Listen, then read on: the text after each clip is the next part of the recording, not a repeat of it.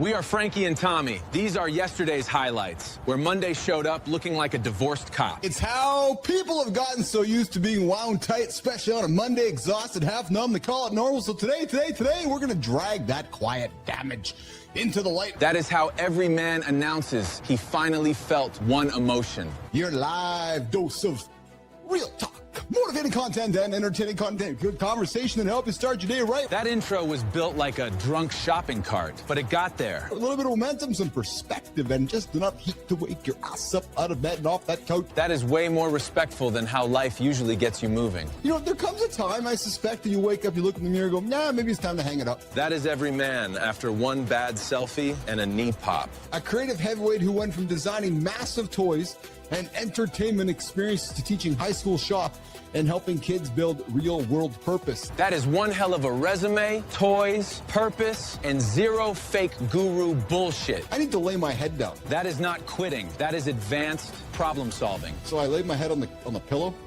and did a little bit of horizontal work. Men will say horizontal work before they admit they got sleepy as shit. It was like one big monster to another big monster. That is guy code for respect, with absolutely no hugging. And very much, I suspect, like the tradition of passing the torch. Every man wants the torch until his shoulder starts making weird noises. Oh, I think it has something to do with kids and sex. There it is. Breakfast just got married as shit. And the fact that when kids come around, sex seems to die. Yeah, because romance hates Paw Patrol and little feet outside the door. We're gonna have, unless you're Keith and Johnny. Those two are fighting for intimacy like it is union work. What an absolute moment in the ring last night. Men will watch one retirement and suddenly stare at the grill in silence. With Heyman and Brock handing over the torch to Obi Fama. Yeah, well, you know what I love about it? Because, and I know you get this too, because you've taught me and I've been around to watch enough of it.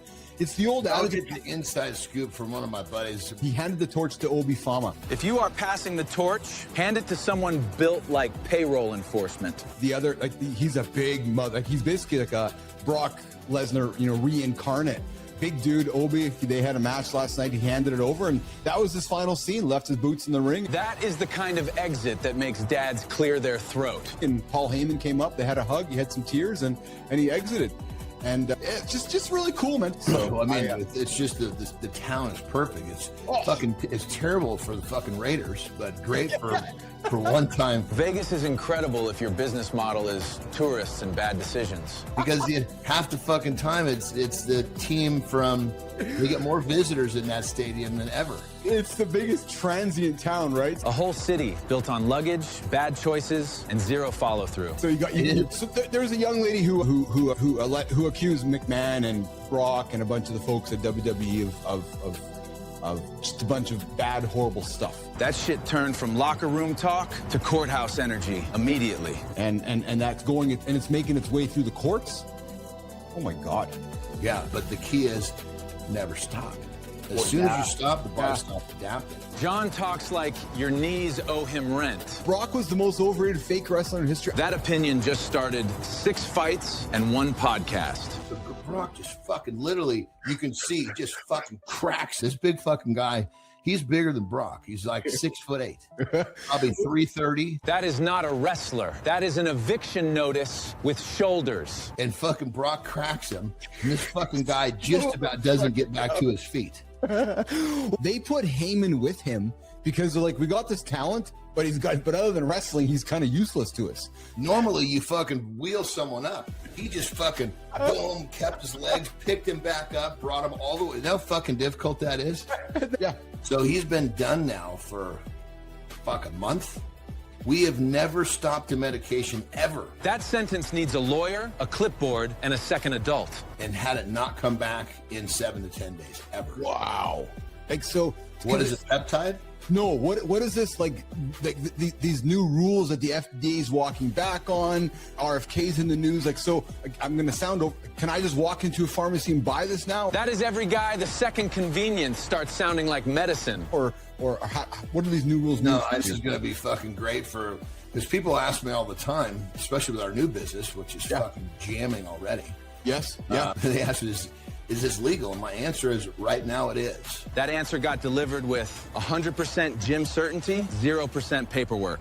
it has like, I don't know much about it other than the fact that 80% of people that are fucking addicted to opiates take this. Yep. And they're better. The first fucking dose. That is exactly how dudes buy weird shit off confidence. President sitting at his fucking desk getting ready to sign something. Just that's, I mean, if that's how easy, I don't know, but it sounds like that's how easy this shit is. Holy Christ. And I guess the kids made some fucking weed butter. That is the exact sentence you hear before a parent starts pacing. So I always tell myself, yes, I know cannabis is dangerous to dogs. Whenever a sentence starts with, I know, somebody already fucked up. Yes, I know. I'm not trying to tell anybody to go give weed to your dogs. But I've seen enough bad weed movies with dogs to know that they're you're not gonna kill them. Hey, quick question, dude. I've been dealing with you rocking back and forth like fucking Rain Man for years now. Who's your fucking internet provider? Male concern always sounds like the start of a fight. Well, why don't you get Starlink? It'll end all your problems. Men hear one gadget fix and start preaching like a divorced wizard. So this guy's like wielding this weapon, and the dog just is relentless to get him down. That dog wanted results, not a meeting about results. I love watching this. When those service dogs die, they treat him like a true officer. As they should. Some dogs have more integrity than city councils. As they should. We got these really fucking cool vines, right?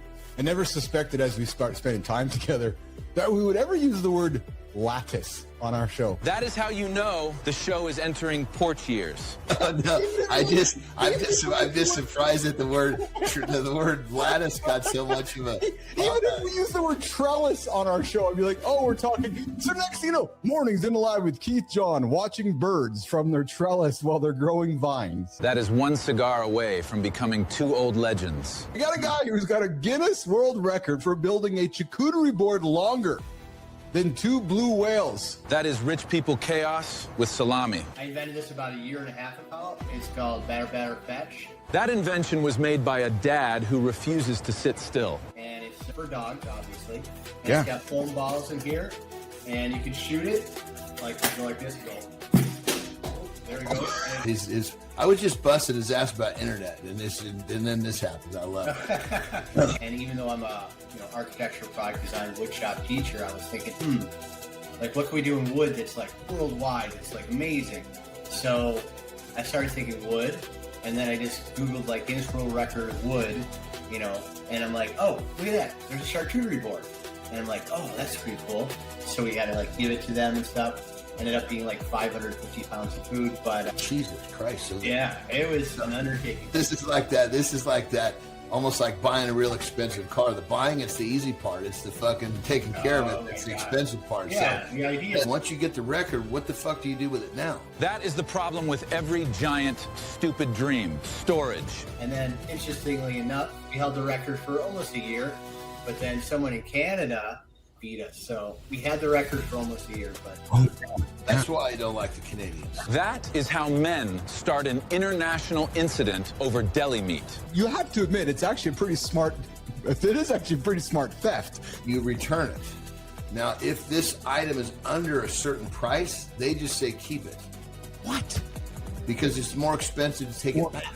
Hey, Peter, you pitched Jump Sticks, a scooter pogo stick hybrid, Johnny, to a panel of children, like not adults, children on ABC's The Toy Box. So I gotta be honest, man, what's it like having your career, like your whole business, evaluated by 8-year-olds on national television? Like That is Shark Tank, if the sharks still eat glue. well, whatever you do in life, you got to be able to, be willing to fail. Everybody reposts that quote until failure parks in their driveway. I actually fell on national TV, which was a nice little fun. side booster. So I invented this thing. It's called the Grill Wrangler, and what it is a barbecue tool, but it's a 3-in-1 barbecue tool. Basically, when I was a little kid, I used to cut the lawn, right? That's what kids do. So I got in trouble, and I actually took my dad's lawnmower apart and made a go-kart out of it, and I think he's still mad at me now. And then I started there about 9 years ago, and I said I want to do that same stuff. So I teach my kids design. We work with toy companies like Mattel and Hasbro. We go on field trips to BMW, and I show them how the whole industry works. And right now we're working on movie props and play props for real companies. So $1 million question is literally the $1 million question. Have any of these made millions of dollars in your pocket? And of course, if they can glimpse it, holy shit, this fucking guy made some bank. I need to fucking stop being afraid of what people are going to say about what I'm doing and just fucking do it. So betting is like lottery ticket scratchers, right? Sometimes you win $50, sometimes you win $5, sometimes you'll win the $500,000, right? Now the life cycle of any toy or product is like 6 months to a year, but it's basically all about your idea, who the company is, and how they market it, and is it really fitting a need to the world that's going to be awesome, or is it just is it really solving a problem? So, but I say if you have ideas, go for them. I mean, you never know. But just don't spend millions of dollars or thousands of dollars on patents and protection, because some things take some time. It takes 15 years. One of the things that we're always pushing on you is develop a side hustle. Do something that you enjoy, that you learn to monetize. And pretty soon you'll get so good at it that monetization will surpass the job you don't want to go to. Well, I have never really brought products to the market. I brought more services to the market. But what I've done with my entrepreneurship is I solve problems for myself first. When I solve my problems, I look around and I go, fuck, there's a lot of people that share these problems. And then I create a system around how I solved my own problem. That right there is an idea that I sell, and I do very well with this concept. If you're not fucking solving the problems for yourself, that might be the biggest problem in your goddamn life. That line just slapped 40 tabs shut in my brain. The feeling you're ignoring is your body's keeping score. As you have been aging through life, my brother. I have my mantra, I play, therefore I am. Sort of like if you're on an airplane, you got to put your air thing on before anybody else's. Once you can help yourself, you can help others. If you can't help yourself, you can't help others. Think of your bodies like your dog. Unfortunately, we take care of our canines better than we take care of our bodies. You get $100,000 a year doing what you love, or you get $100,000 a year, being a lawyer, and then you got all kinds of problems with that. Because most people say, "What do you want?" They're like, "I don't know," and they have no fucking clue. Well, no matter which way your interest goes, that's all you need. What the fuck are you going to do? I play, comma, therefore I am. I play, therefore I am. But the biggest thing today that I find with kids is their cell phones. Is that once they get bored, it's like life isn't one endless doctor's office, right? Like just scrolling. We get more of what we think about. And so it's literally just, it's completely changing the trajectory of our thoughts. And when our thoughts go a certain direction, that's what we get more of, whether it be good, bad, or the otherwise. So you have to listen deep inside, and not everyone can do that or wants to do that. But if you listen deep enough, you can find out who you really are. Would you rather succeed doing what someone else tells you or fail? Did you know that irregular sleep schedules linked to clock arteries even if you get enough hours? But the bedtime is more than just a bedtime. Yes, it'll help you with your sleep, but you ask highly successful people, and they'll tell you if you could do one thing that you could do that was simple, that would change your level of success, is having a set bedtime that you stick to. That doesn't mean when you want to. That means all the fucking time. So it represents so many things, not just good sleep. So Gen Z is around the corner, but $15.2 trillion is the Gen X buying power right now, twice the size of China's total consumer spending. Fascinating, man. We are spending a lot of money. Meanwhile, brands spent 15 years chasing millennials and Gen Z, yet you and I are holding the wallet with all the cash inside of it. We just think that the machine is solid until 19 happens, and all of a sudden pandemic happens, the world shuts down, because the reality is it's not solid. No. The world we live in today is extremely sensitive. If anything, it is fragile as hell. It's there to remind all of us that this whole thing we call normal is actually just a supply chain with good branding. Think about that. Think about it for a quick second. Normal life is really just supply chain moving along with good branding. As long as it's working, it's normal. Because the truth is this. Most people, most of us are not living inside of stability. Think about your own life. Think about how unstable that it really is. Yeah. We are living inside the appearance of stability. Oh, why are we still shocked that a hyper-connected world is also a hyper-vulnerable world? Why are we still pretending that comfort equals security? We don't. We don't want to think about how thin the margin really is between everything is fine and why is now gas $800,000 at the pump. And in an era where the biggest lie we keep telling ourselves is that the world is under control. Nope, it's not. Definitely not under control. It's managed until it isn't. Have we built lives that are actually resilient? And I'm not even talking politically or globally. Go look in your own mirror. When the going gets tough, what do? Do you lay on the couch and go to fucking sleep? Or have we just built lives that work beautifully right up until the moment that they don't? And then we panic. The people who are going to win in the next era that we are arriving at right now are not the people who assume normal life will hold. No, they're all of you who understand fragility, who plan for disruption, who build margin into the exercise, creating optionality, one route, two routes, who stop worshiping efficiency long enough to ask a better question, perhaps a first principles approach. What happens when the machines get hit? Nobody wants to ask that question because nobody wants to think about it because I just want it to work. Because here's the thing, what happens when the machines get hit? Because it will. And when it does, all the fake strength that we have been building is going to get exposed again. That is the world. Not because the world is weak, but because we built a version of strength that depends on too many good things going right at the same time, and that is not strength. No, nation, that is a temporary winning streak. Yesterday's highlights were already talking crazy. Full show is up next.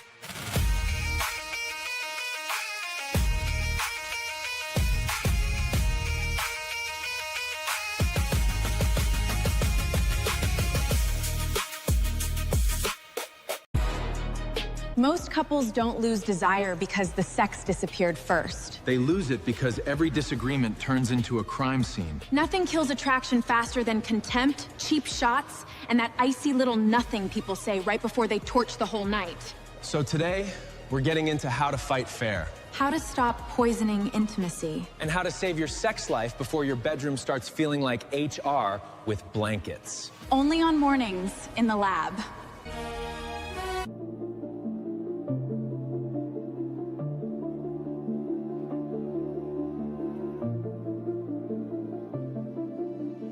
Good morning and welcome back to Mornings in the Lab with Keith, John, and Frankie. Your live dose of real talk, motivating content, and big conversations. Come hit the like, come hit the subscribe, and come jump into the comments. Come check into the show. Come say hello. Mornings.live over on the Mornings in the Lab Live Network. Get up, build a streak, and show us your proof that you are up.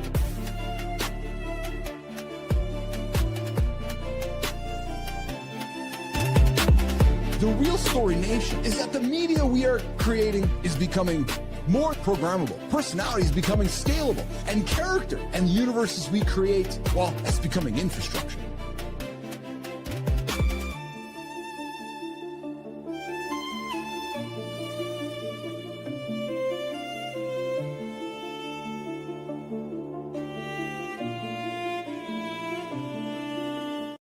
Detonate in the room. You can learn not to turn every fight at home into some emotional shrapnel. Today, we're going to get into how to fight with your partner with Brianna Bass. But today, first, good morning and welcome back to Mornings in the Lab with Keith, John, friends, your morning show for real talk, entertaining conversation, and a little bit of motivating content to get your ass out of bed. Good morning, Lisa Curtis. Now, this is great. She says, Jess of the Newell is out there as well. Good morning, Jess. What is shaking nation? Hey, a reminder, everybody, this is an R-rated experience. Sometimes becomes X-rated, so we got the kids in the room. Welcome, children. We'll see you, parents. Yes. If you're lurking, creeping, or pretending you just accidentally wandered into the lab, well, hey, come hit like, come hit subscribe, and come say hello to Lisa. Come say hello to Jess. Hello, Jess. Hello, Lisa. We're talking about how to fight fair and save your sex life with your partner. Coming up in the second hour with our resident sexologist, our very own Brianna Bass. Coming up at the bottom of the first hour, we got a guy who was struck by lightning, and no, his name's not John Anderson. And coming up at 8:16, I got a surprise for all you mother cockers. Yeah, 8:16 Eastern time, around that time. I got a dude drop it in here. We're going to have a little surprise for everybody, including John Anderson. So stick around. The big show is happening right now here on Mornings in the Lab with Keith, John, and friends. Hey, guys, we got a poll out there today. We got a poll every single day.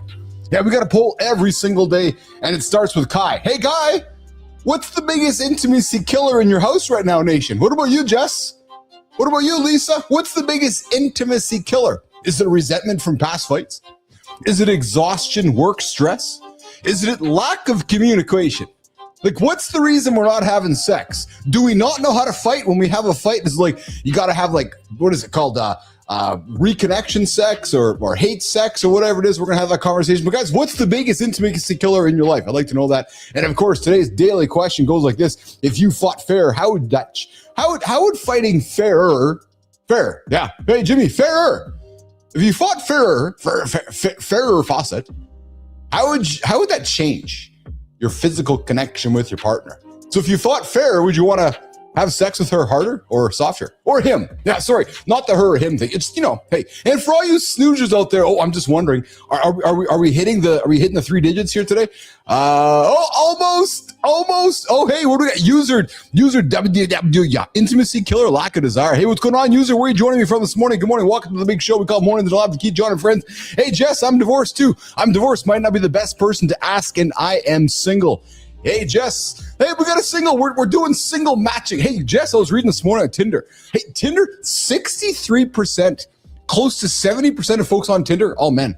Yeah, men just big sausage party, swiping, wondering why nobody's getting connected. Because apparently women, Jess, are like tired of the dating apps. So like, nah, I don't like feeling like I'm a piece of meat that I just swipe on. So the men are out there just in Tinder, just swipe, and then wondering why they're not getting connected. So we're gonna have the chat coming up, and Jess, stick around for that one because so here's the thing. I got a question for you, Jess. When you were married, was the fights a source of what moved you in the direction of divorce? I'm just wondering. I'm just asking the question. Hey, user, when you read the words of the person, if he's insecure or truly interested in you, yes, there's something to be said for that. Something to be said for it, not just being a savage. When you read the words of the person, if he's insecure or truly interested, 100%. So I'm very interested in my wife. Like, I mean, like, Extremely interested, and I think she knows that. I like to sneak a peek every now and then. You know what I mean by that? Sneak a peek.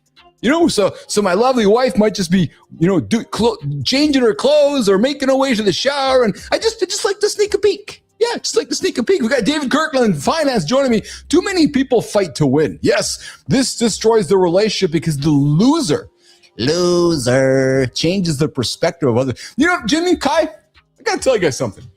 It's clear that relationship topics connect to everybody. I'm telling you guys show up for these kind of conversations, and I'm loving it. Don't tell Brianna. Brianna's head's going to get bigger than it already is. All joking aside, love you, Brianna. But I'm with you, David. Too many people do fight to win. Yeah, and it does destroy the relationship. And as Johnny and I have been talking over the years, or last months and years or so, as I've quickly learned from Johnny, because I was maybe the guy who was wanting to win. He's the guy who's like, no, you know what? I don't want to fight to win. I just want to get the results that we both need to win. Right? There's you, there's me, and then there's us. And I will admit, David, Jess, user, I will admit there's a point in my life where I was the guy who wanted to win. I'm like, no, it's got to be my answer. And then I learned that it's actually not the best thing.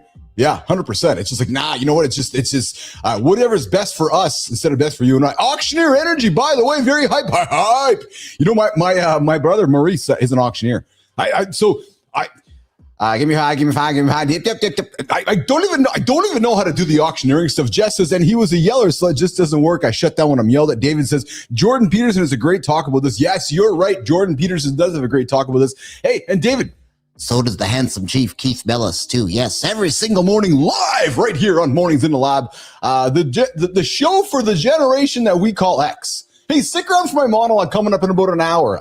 No, I'm sorry. At the bottom of the second hour, I got a monologue that I think is going to relate to all of you listening to this show. You guys have found me. I have found you. We are all together in this. Summoning the supernatural. Are you a lizard, reptilian? No, I am not. I am a human being disguised as an AI character. Wait a minute. No, I'm an AI character disguised as a human. Summoning, where are you joining me from? Summoning, where are you joining me from today? Yes, are you AI summoning or are you real? I'm just curious. I'm just wondering. I'm wondering. Hey, so there's some folks out there that were just sitting in their backyard and something landed. I got something to drop. Oh, all puns aside, dropping this morning. Hey, I got a great little clip with Brock in the ring on Saturday. Man, I love these committed things when people just get so committed to something and it just shows. But back to the auctioneering, dude. There's something about an auctioneer, isn't there? Like I'm talking to you, user RD62. The auctioneer, man. There's a skill. Like, give me five, give me seven. Give me seven. I don't even know how to do it. I don't even know how to do it. Barack in the ring, Obama. Yeah, that's it. That's exactly it. Sullivan, what's going on, brother? What is going on, Sully? Have you guys checked into the show yet today? Yeah. Yuff is okay. Yuff, okay. I don't know what yuff is okay means, but yuff is okay works for me too. Hey, coming up in a couple minutes, we got Johnny Anderson joining us on the big show. And then, of course, I got a surprise dropping in about 6 or 7 minutes. Depends if it happens. Hey, Tim Cook is stepping down. So, hey guys, so we're all at the same age here in the show. We're all at the same age. Think about this, right? So we rose with Tim Cook. We rose with Steve Jobs. Last 15 years, Tim Cook. Yeah, handing over some 51-year-old young dude. Yeah. Oh, thanks, Matt. Yuff is his name, I believe, boss. Hey, 38% of affairs now start as harmless messaging. We're going to have that conversation with Brianna Bass as well. And I suspect she's going to agree with that. We talked about it last week. America's sex report card, 89% want it, 87% enjoy it. So why is only 56% satisfied? Hey, yup, is your sex life satisfactory? Or are you unhappy with it? I'm just kind of curious. I'm asking the question. Yeah, 100%. Speaking of asking questions, did you hear Matty Roof asking the question this morning at 7:30? Oh, man, he was dropping question after question. And then what I really enjoyed, though, towards the end of his half an hour show, Kindness Rising, dude, the guy dropped the sultry sounds of Matt Roof. Man, if you guys don't know what that sounds like, you need to get to bed in the evening to feel yourself going to bed. You got to put on the sultry sounds of Roofy. Oh, I'm telling you guys, man, that'll just move you. Yeah, it'll move you, but maybe not move it. You guys know what I'm talking about. All right. Hey, team, nation, let's get the show on the road. You know how it starts? It goes like this. The morning loop, it starts. Oh, yeah, over there right now. Okay, it doesn't start right now. Good morning, nation. Chief heard John say lattice yesterday and acted like he caught his dad moaning in a candle store. Because lattice...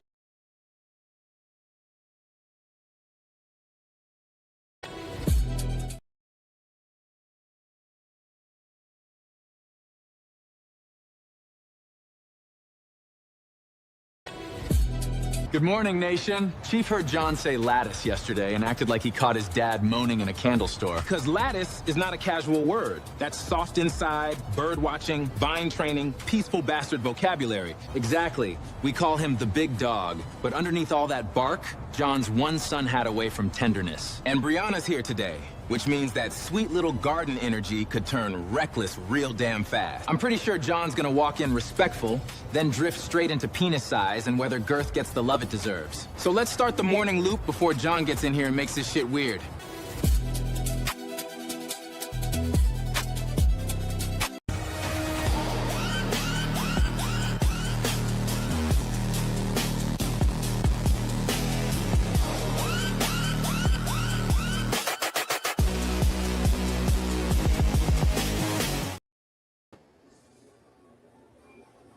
Attention to how he's getting here today.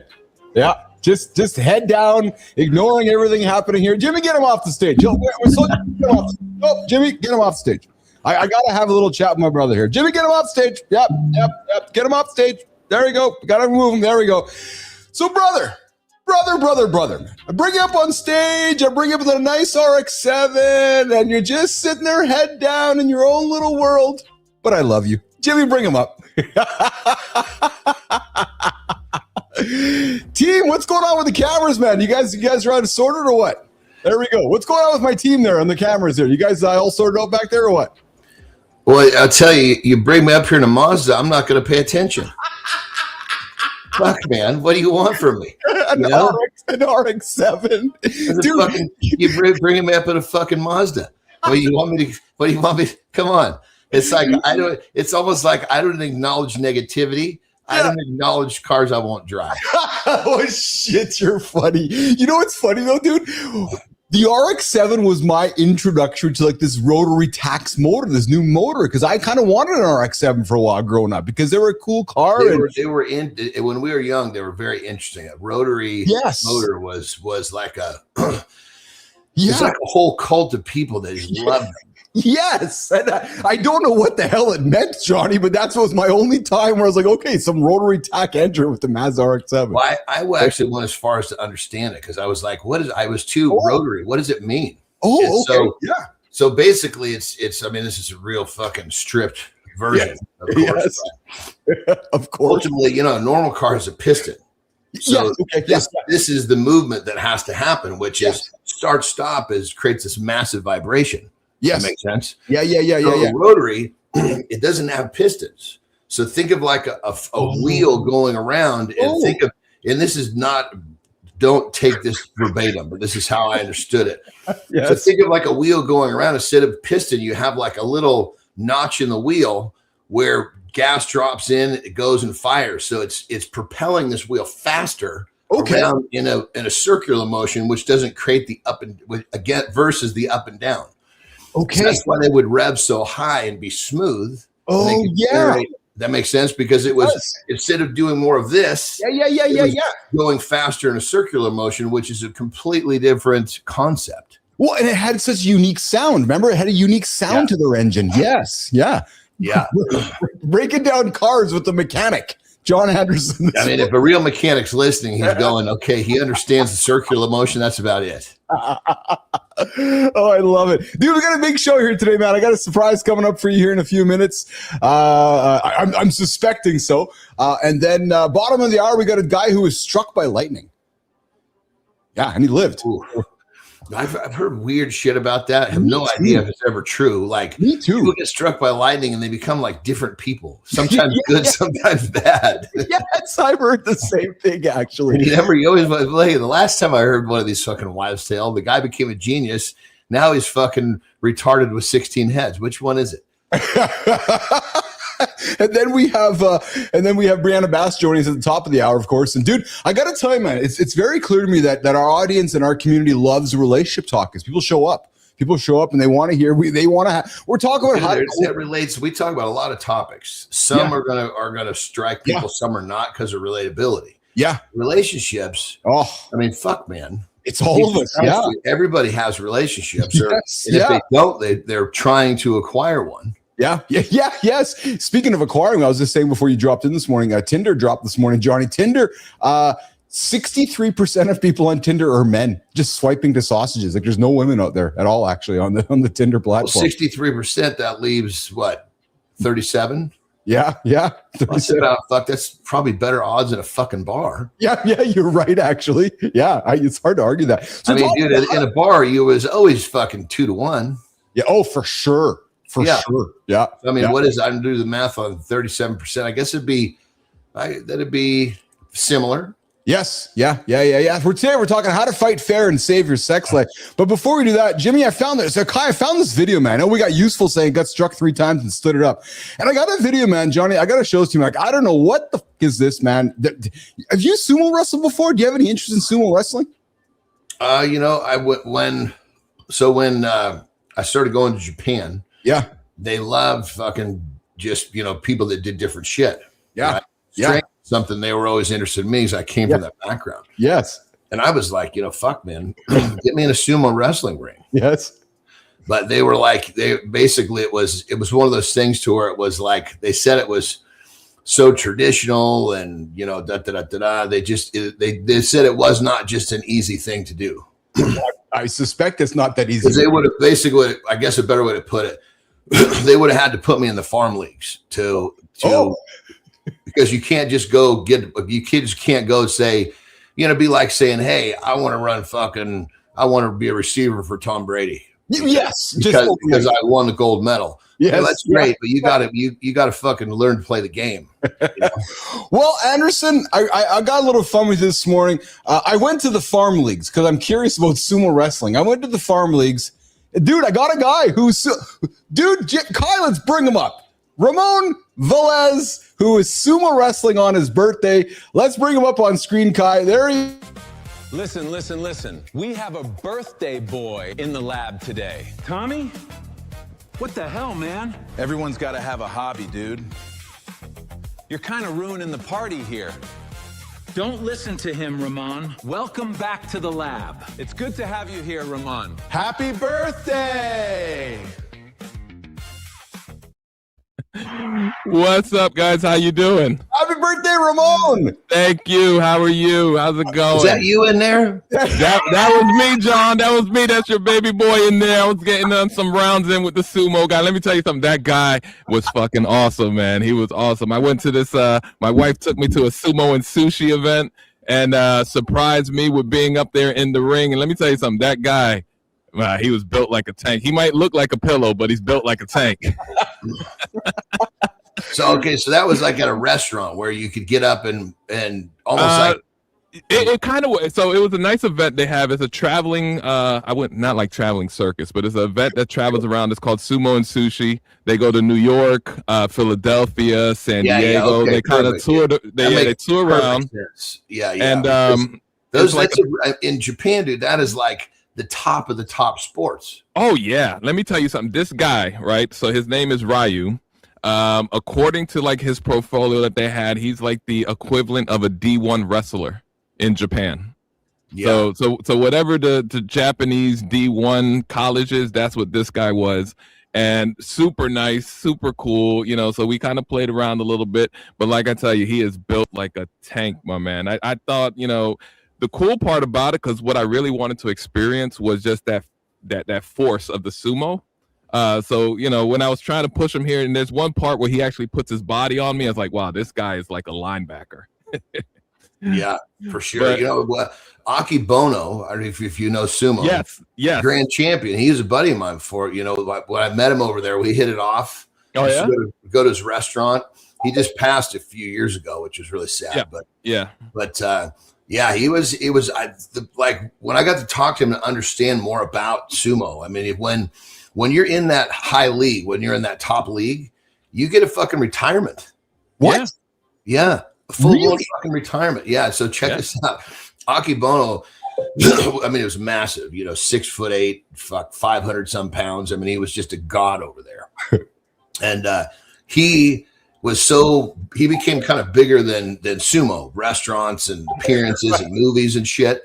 So check this out. He got a tattoo. He knew this was coming. He chose to do it. He got a tattoo, right? That breaks the rules of sumo. They fucking turned off his retirement. Really? Yeah. Well, that just shows how strict and traditional the roots of that go. So when I was doing this thing, the first part of the hour, they talk about just like the tradition and like the honor of being like a sumo wrestler, which is very true to what you were saying, John. I mean, these guys are not just seen as athletes, but they're seen as like pillars of their community. 100%. So they go through that whole process, and it's kind of like the modern day samurai to a certain degree. There's a certain code, there's a certain honor that you go about it. Like, it's as much a religious experience, because there's the whole thing going to the ring and you got to bless the ring and this whole, pomp and circumstance before you get to the actual event. But let me tell you something. It was an honor to kind of share that moment with him, and just kind of being in the ring and just seeing a different perspective of a sport. Because people now they look at sumo and they kind of see it comical with like, oh, fat guys with like diapers. But there's a lot more to it. They just don't understand. Yeah. Hanging out with Ramon Velez, myself, and John Anderson this morning on Mornings Alive with Keith, John, and friends. Johnny, so Ramon was on our show on Friday, and then we grabbed coffee, and he was like, dude, I've never experienced anything like that before. And we were talking about it, and he was very kind with his accolades, and we were shooting the shit and talking over the weekend. And I said, hey, he's like, hey, my birthday coming up. I'm like, dude, why don't you come back? So I said, drop in. I said, I'll surprise Anderson. So and then he sends me the video of him fucking wrestling. I'm like, oh, this is going to be awesome. So Ramon's a fan. We're going to bring him back, I think, on a regular basis to tune into stuff. And I've been talking off show with Ramon on a few things as well. But I thought I'd bring him in to hang out with us for a few minutes before we bring the Lightning Man in.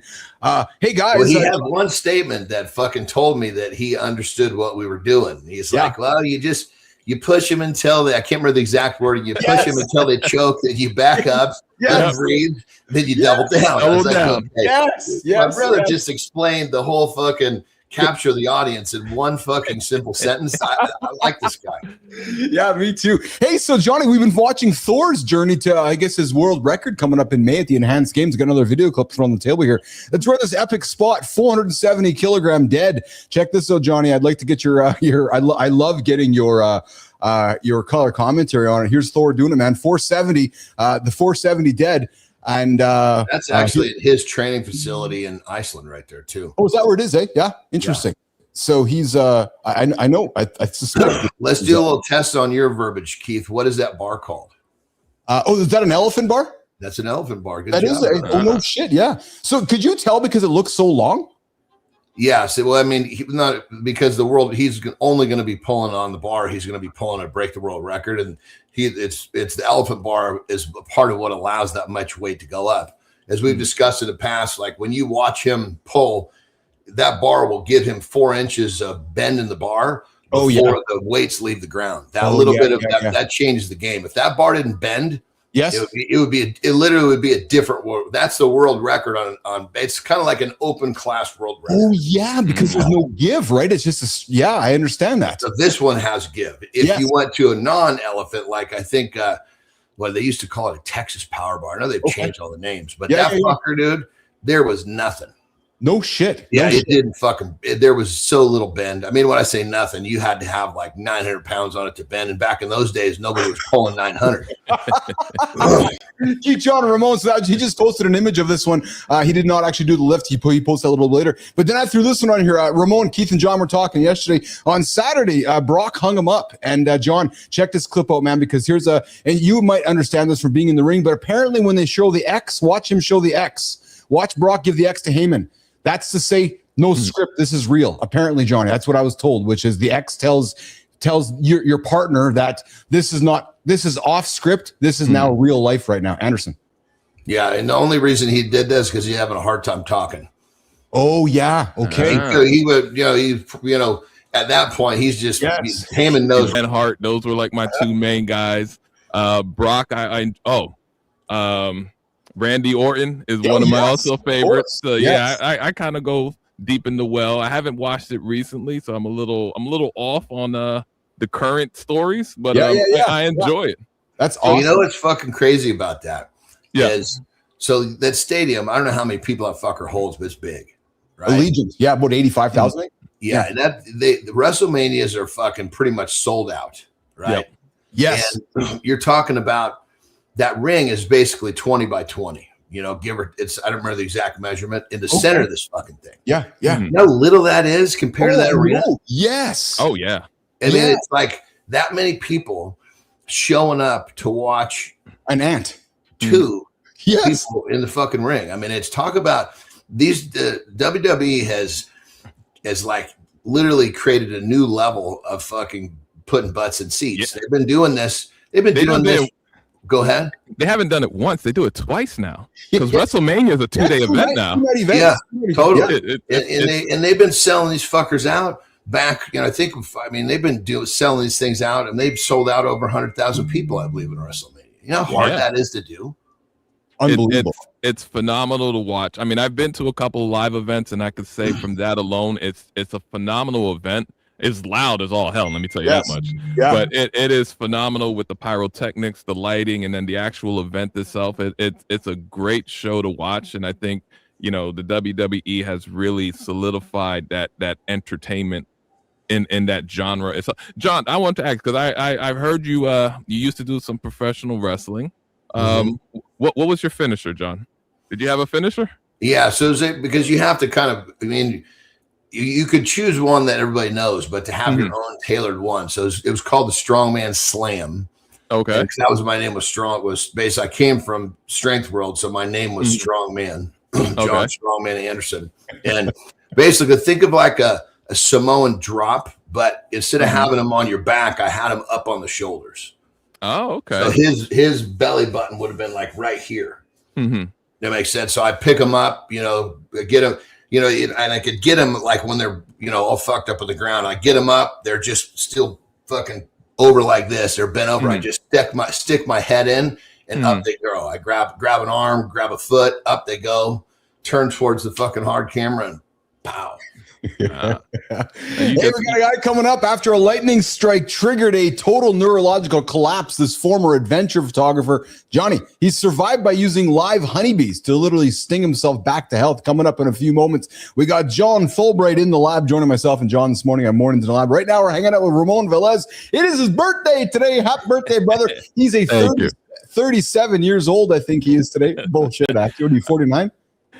47 actually. Oh yeah, look at you go! Yeah. Look at you go! But I'll take 37. That works. There you go. Hey, where are you right now? Are you in front of a green screen or in your backyard? I'm lounging in the backyard, man. I'm taking the day off today. I'm taking in the sun and just relaxing, enjoying 47 with a nice relaxing morning. Nicely done. Well, listen, there were some folks sitting in a yard like yours that were. Well, Kai, let's just run this clip. Check this out, man. Johnny, imagine sitting in the backyard or sitting in your house, and the next thing you know, this lands in your backyard unexpectedly. Some folks in Temecula, California, John, with their Ring camera, there was some folks hot air ballooning overhead and they needed to land. So they landed in the guy's backyard. How did they get that thing down there? I know. I'm surprised they didn't end up in the tree. So it was an emergency and the guy navigated right there. Like, Johnny, to your point, I was like, holy shit. How did look at the tree that he's basically part of the balloons touching a tree. Yeah, that's crazy, man. Just like, so I'm not hot air balloon to start with, but then when I see things like this, no, thank you. Ramon, you hot air balloon before? My wife tried to get me the hot air balloon, and I was like, baby, no. There's certain things I can do with that hot air balloon. I love it.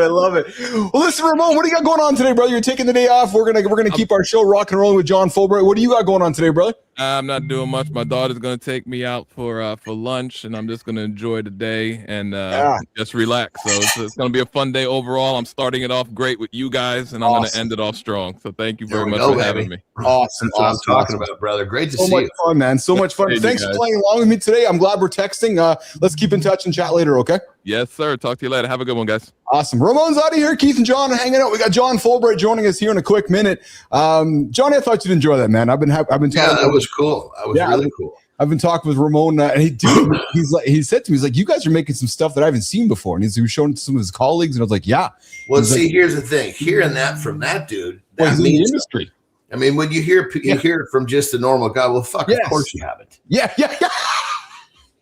But this is a guy who understands the landscape. He works in the business. He's like, you guys are doing shit. It's a totally different compliment. Yeah, exactly.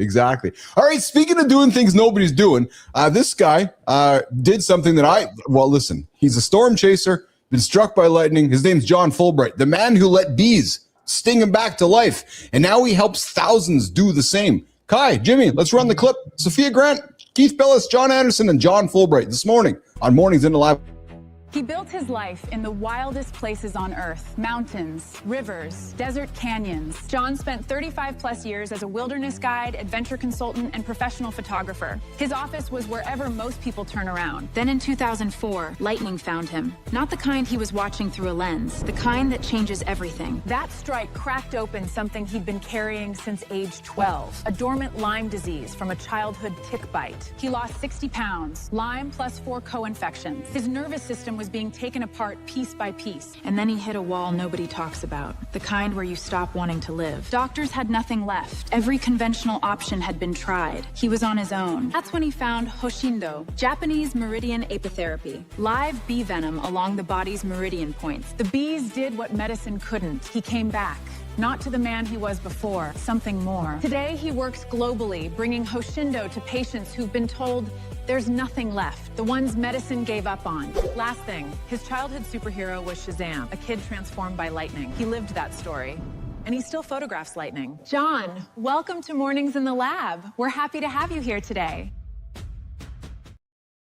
Johnny, after a lightning strike triggered a total neurological collapse, this former adventure photographer survived by using live honeybees to literally sting himself back to health. And we are fortunate to have him here this morning in the lab. We've got John Fulbright in the lab, a man who survived lightning and still chases a storm. Let's bring him up. John Fulbright this morning on Mornings in the Lab. I lost the mic. What's going on here? I got to start right away, brother. Explain just as I'm in question. So by the way, great to have you here. How are you today, brother? I'm just, if I'm wondering, I'm thinking that our listeners are too. Define the full neurological collapse. Yeah.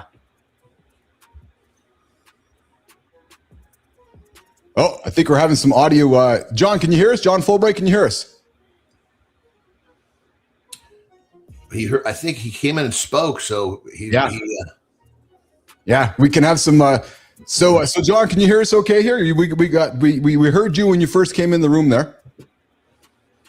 Yeah, he's not hearing. No. All right. So Jimmy, Kyle, we'll bring him off the stage for right now. We'll bring up John in a quick second here while he's getting his audio. What is that? I've never heard of that. I mean, if I've heard that, I definitely haven't attached a definition to it. Yes. Let's ask it. Hey, Grok, what is that? So we're talking about a full neurological collapse. What does that mean?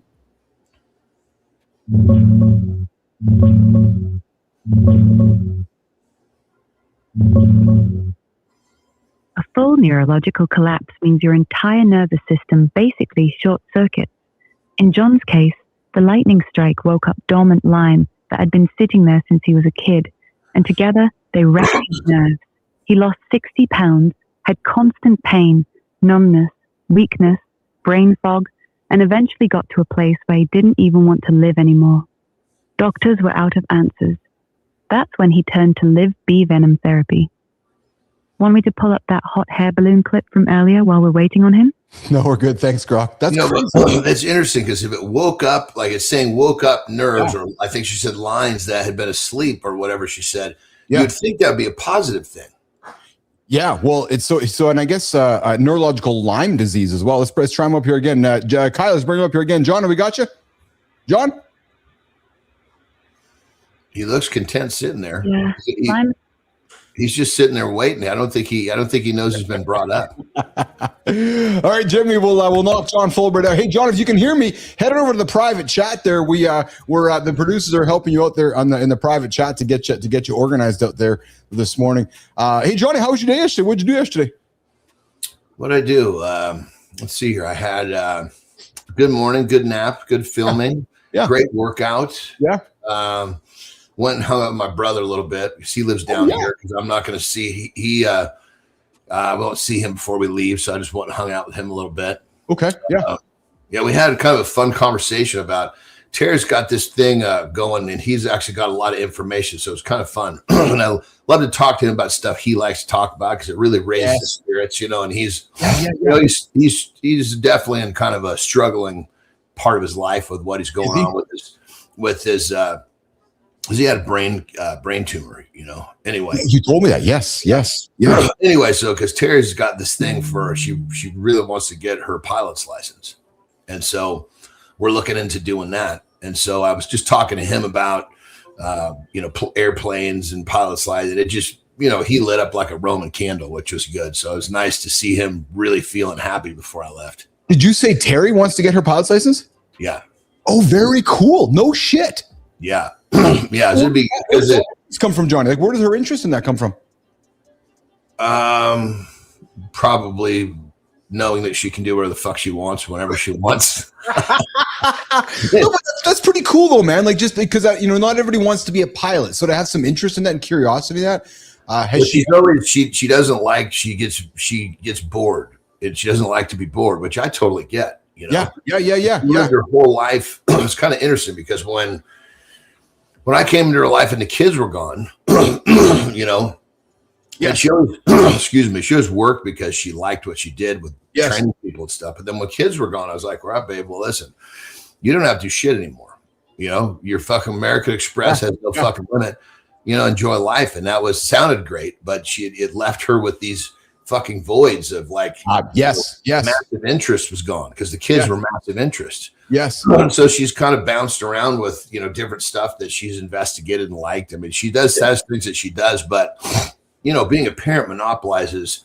Absolutely. So she just has taken interest in that. And then I start thinking, I'm like, fuck, this would be pretty cool. Because we actually have an airport like 10 minutes from our house. Yeah, well, because then you told me where your gated community is. Didn't you say to me when we first started kind of hanging out and spending time together, didn't you say that your gated community has some folks with, I don't say runways inside of it, but. Well, they tried to put a fucking runway just outside the fucking fence. Yes. If you look at it's right in front of my fucking house, you can see they actually had the cats out there and they knocked it down. Oh, yeah. Somehow, I don't know what it was. It was a fucking homeowners got in the fucking way.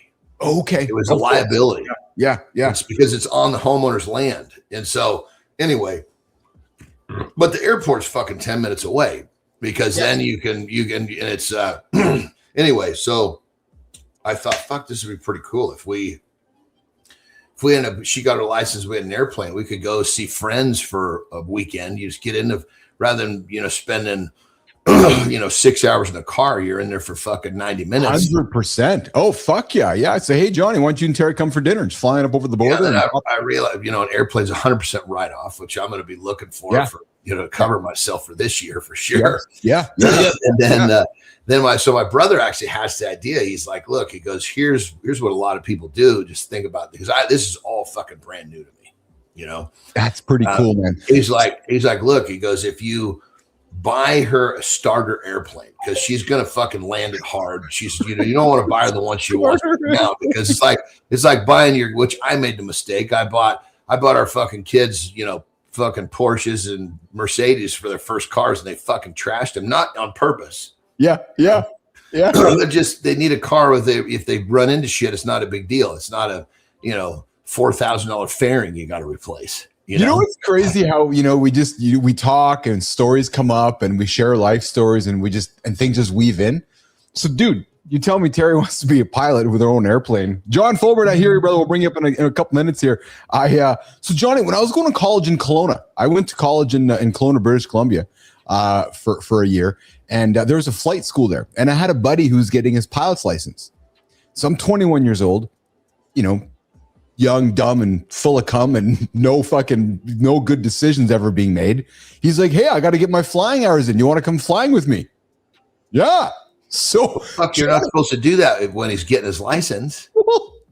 Yeah. So he's supposed to know that. So I'm up there flying with him, and he's like, hey, do you want to pull the yoke? Yeah. So he's like, okay, we're going to do dead stalls. So we climb up. Christ, dude. Yeah, so we climb up over top, like Big Bear in Kelowna, like there's some mountaintop. He'd climb up, you go, okay, we're gonna dead stall it. And he'd fucking dead stall it, and then we'd start up again, and he'd go, okay, take the yoke, and pull the yoke, and go back up again. And I think about it now as a 54-year-old man. And if my son came to me and said, hey, Dad, I'm gonna go do some flying hours with my buddy, and we're gonna do some dead stalls, I'd be like, what are you fucking doing, man? So yeah, there was that's not a break your leg accident.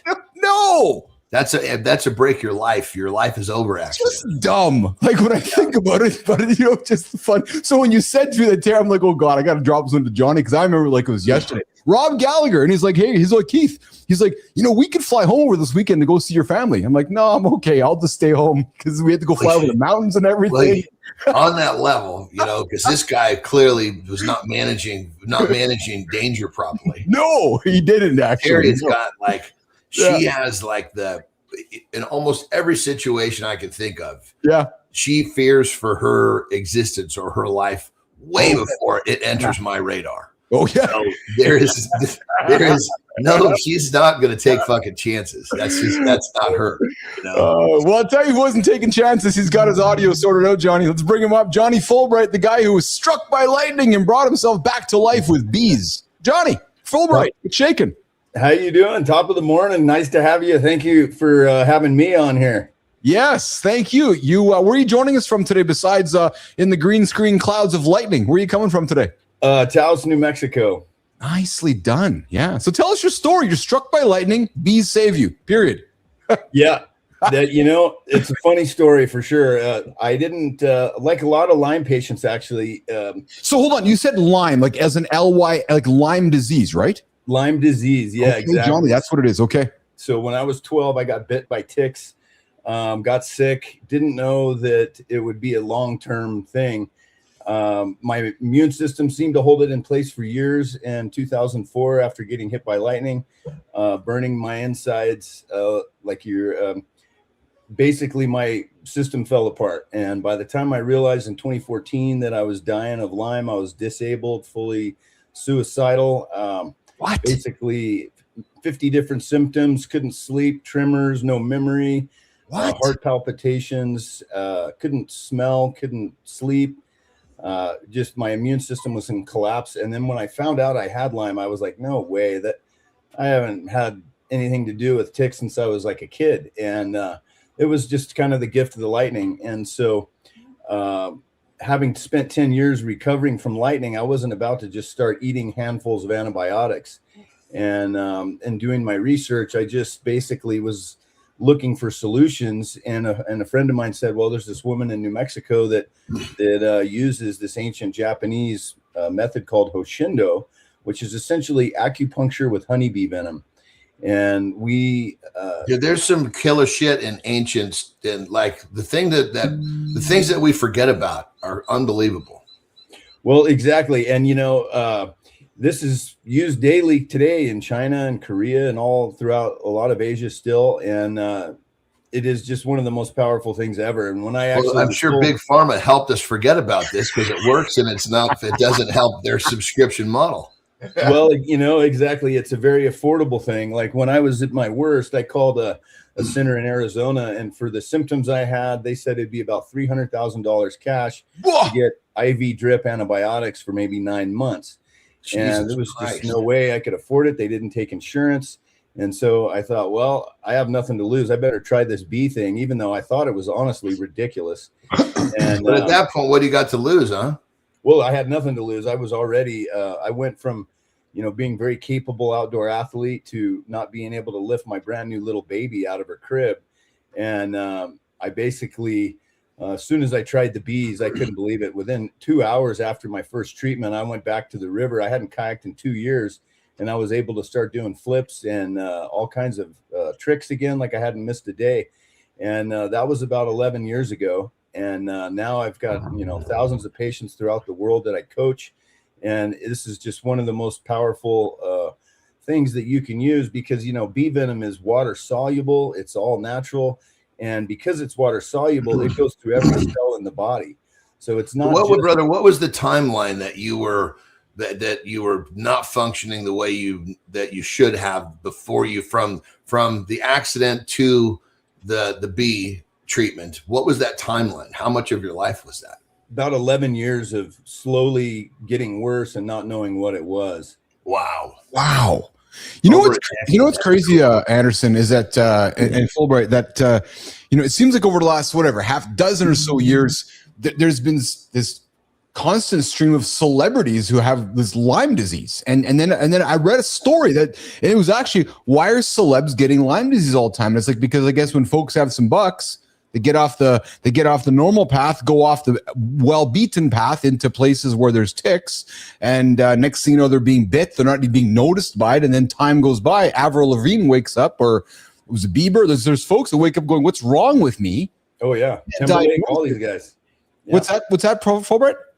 Well, like, Justin Timberlake, all these different celebrities. If you look where it's really bad, it's actually most of the northern hemisphere of the globe. So right now, the estimates worldwide are 1 in 7 have one of 130 infections of a tick-borne disease and don't even realize it. So I live in Manitoba. Ticks are bad around here, brother. Like and it's crazy when I see these little things. I fucking hate them, man. They're just so gross, so dirty and gross, and they're so teeny. Well, when they burrow into you, man. Yeah. All it takes is one bite, and these things can dump in one bite. They can dump half a dozen different infections inside you that are very stealth, and they disarm the immune system, and they start to propagate throughout your system. And they're these subtle things like, oh, my joints hurt. Oh, my muscles hurt. I'm getting cramping. I'm not seeing so well. Like with me and the Lyme, I literally was seeing double. I was tremoring. I had heart palpitations, thousands of extra heartbeats a day. I wasn't sure I was going to live to see my kids grow up. And when you look at what happens on a cellular level, when you take antibiotics and Chinese medicine, which is the roots of Hoshindo, it's 5-element theory. And you have your basic 5 elements of that. Fire makes earth. Earth is what we mine for metal or minerals. Yeah. Minerals is what attracts water. It's the mother of water. And then water feeds wood. Wood then again feeds fire. So this 5-element, those are the basics of all the meridians and acupoints. So all the organs in the body have a river. And when you look at the elements, Chinese medicine looks at things like pharmaceutical drugs as flamethrowers or fire. And it's kind of when it gets in the system, the organisms sense the antibiotics and then burrow deep into your bones and your brain and hide. And with bee venom, because it's water soluble and it has an affinity for every cell in the body through the calcium channels, which is like your inner electricity, which is kind of funny about lightning. And the venom follows these cellular ways. So when we start doing treatments on people, one of the things we'll notice right away is people get goosebumps and their electrical system starts tucking, and the cells get excited on a very teeny level, and this starts to detox. And then people get swollen lymph, and they begin to actually really get what's called a Herxheimer reaction. Dude. And bee venom is just so gentle, and because it's all plant-based medicine with the bees, it's just unbelievable. I mean, I literally went from disabled to able to kayak in minutes. No shit. God. But I needed more treatments, So yeah, from noon on this day, I'm just making a kind of a joke here. Noon, you can't do shit. 1, you're fucking running like you haven't done in 11 years. Describe whatever that treatment was. What was it exactly that made that change, as you say, in minutes? It was venom from the bee. We used typically in a treatment, people can't take a lot of venom. We go very slow because we don't want to create a tsunami of die-off coming out of the cells and clogging up lymph glands. And so my teacher was very safe about that. She did 3 bees on me throughout my body. Each bee, we pull the stinger from the bee and then we use it as like little droplets of venom on acupoints. And based on the so you're not actually getting stung by the bee. Not directly. Now we do that once people are used to the venom. And when I was at my sickest, I would use 30 bees every other day, all throughout my body. I'd use 5 full bees in my head. I'd use 20 up and down my spine. And then I'd use some in my lower legs, my abdomen, and then, up to 30 bees. Now that's quite a lot. Most people don't do that. We'll work people up from 1 bee to 5 bees to maybe 10 bees every other day. And a lot of protocols you may see online, they focus mostly on the spine. But again, this isn't always necessary. It can burn out your adrenals and exhaust the body. So one of the things about Hoshindo is that we're just constantly bringing the body back into balance, just like acupuncture, but instead of needles as the stimulus, we're using the venom of the bee. And because, bee venom, when you look at the research, it's primarily neurologic. So it restores your nervous system, and in that it restores the immune system. And it's just unbelievable. I didn't try to target each of the different infections. I just did lots of bees. And so basically I would use 30 bees every other day. And that continued for at least a year. And then after that first year, I could start doing less, maybe 20 bees every other day. And that went on for another couple years. And then now, after, I don't really need a lot of venom. So what happens if you missed your 20 bee day? My system would just start falling apart again. I would tremor, I would shake, I would start losing my vision again. All from missing a single day? Not always. Like in the beginning, like I did 11 days in a row, which normally, again, most people don't do, but I wasn't reacting very bad, and I was detoxing every day kayaking. So I literally would do 20, 30 bees, and then I'd go kayak, and I would wear my waterproof top, and then I'd take that off at the end of the day, and it literally would smell like ammonia. Just, it would make my eyes water. All the poisons coming out of my skin. That's interesting, because a lot of times, brother, when I not so much now as I'm older, when I was younger, I would often smell like ammonia when I would train. And when you eat a lot of protein, one of the biggest things that's created when you eat protein, when it digests, is ammonia. And the liver, through the Krebs cycle, is pulling ammonia out and getting it into your urine so you can pee it away. One of the things that Lyme seems to do is clog up the cellular detox. So most people, not only are they sick from the infections, they're sick because they're so clogged up that their normal digestive toxins are toxifying their body. So that makes, I always thought that was detox, but I never really knew for sure. I mean, there was a period, probably a 15-year period, where shirts, we would have to throw them away, because as soon as they got moist, that fucking ammonia smell would come out so strong. People are like, dude, what is wrong with you? Well, exactly. And we see this a lot with patients too, with Lyme. Like I had a friend, he was skiing, amazing skier, had tick bites, history of tick bites, didn't know anything about it. He was skiing for a Warren Miller movie, broke his leg. Next thing you know, they said, you're dying of liver toxicity and you're an alcoholic. And he's like, but I don't drink. And what they figured out, they ended up taking his blood to Nigeria to a disease expert.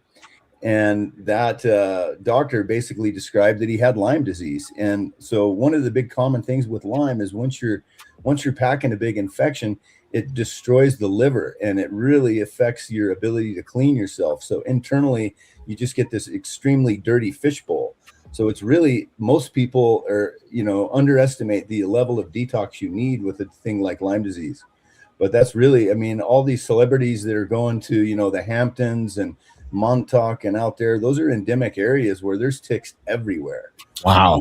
So what happens to a guy that uses this bee therapy that doesn't have Lyme's? All kinds of amazing things, as long as you're not allergic. So we go very slow to make sure nobody's allergic. We keep, lots of EpiPens and antihistamines around. But what the most common thing I find with people, I was treating Parkinson's the other day.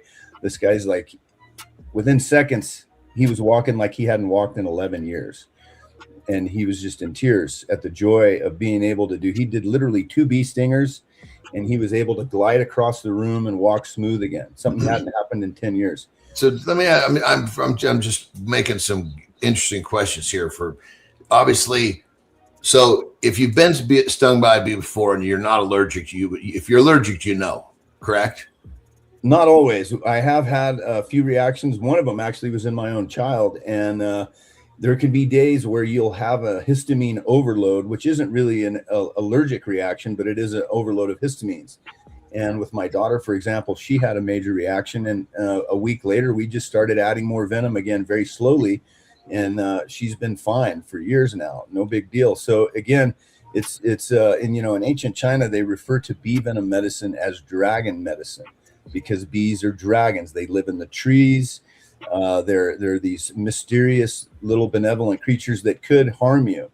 I just had a really good friend, a beekeeper professional, has about 8,000 hives, and his wife went to southern Texas to one of their houses, and the neighbor had raised bees, and then he let the bees go wild. And in the southern states of the United States, we get these Africanized bees, which are incredible bees. They're little, they're aggressive, and they don't need medications to kill the mites. And these things are survivors.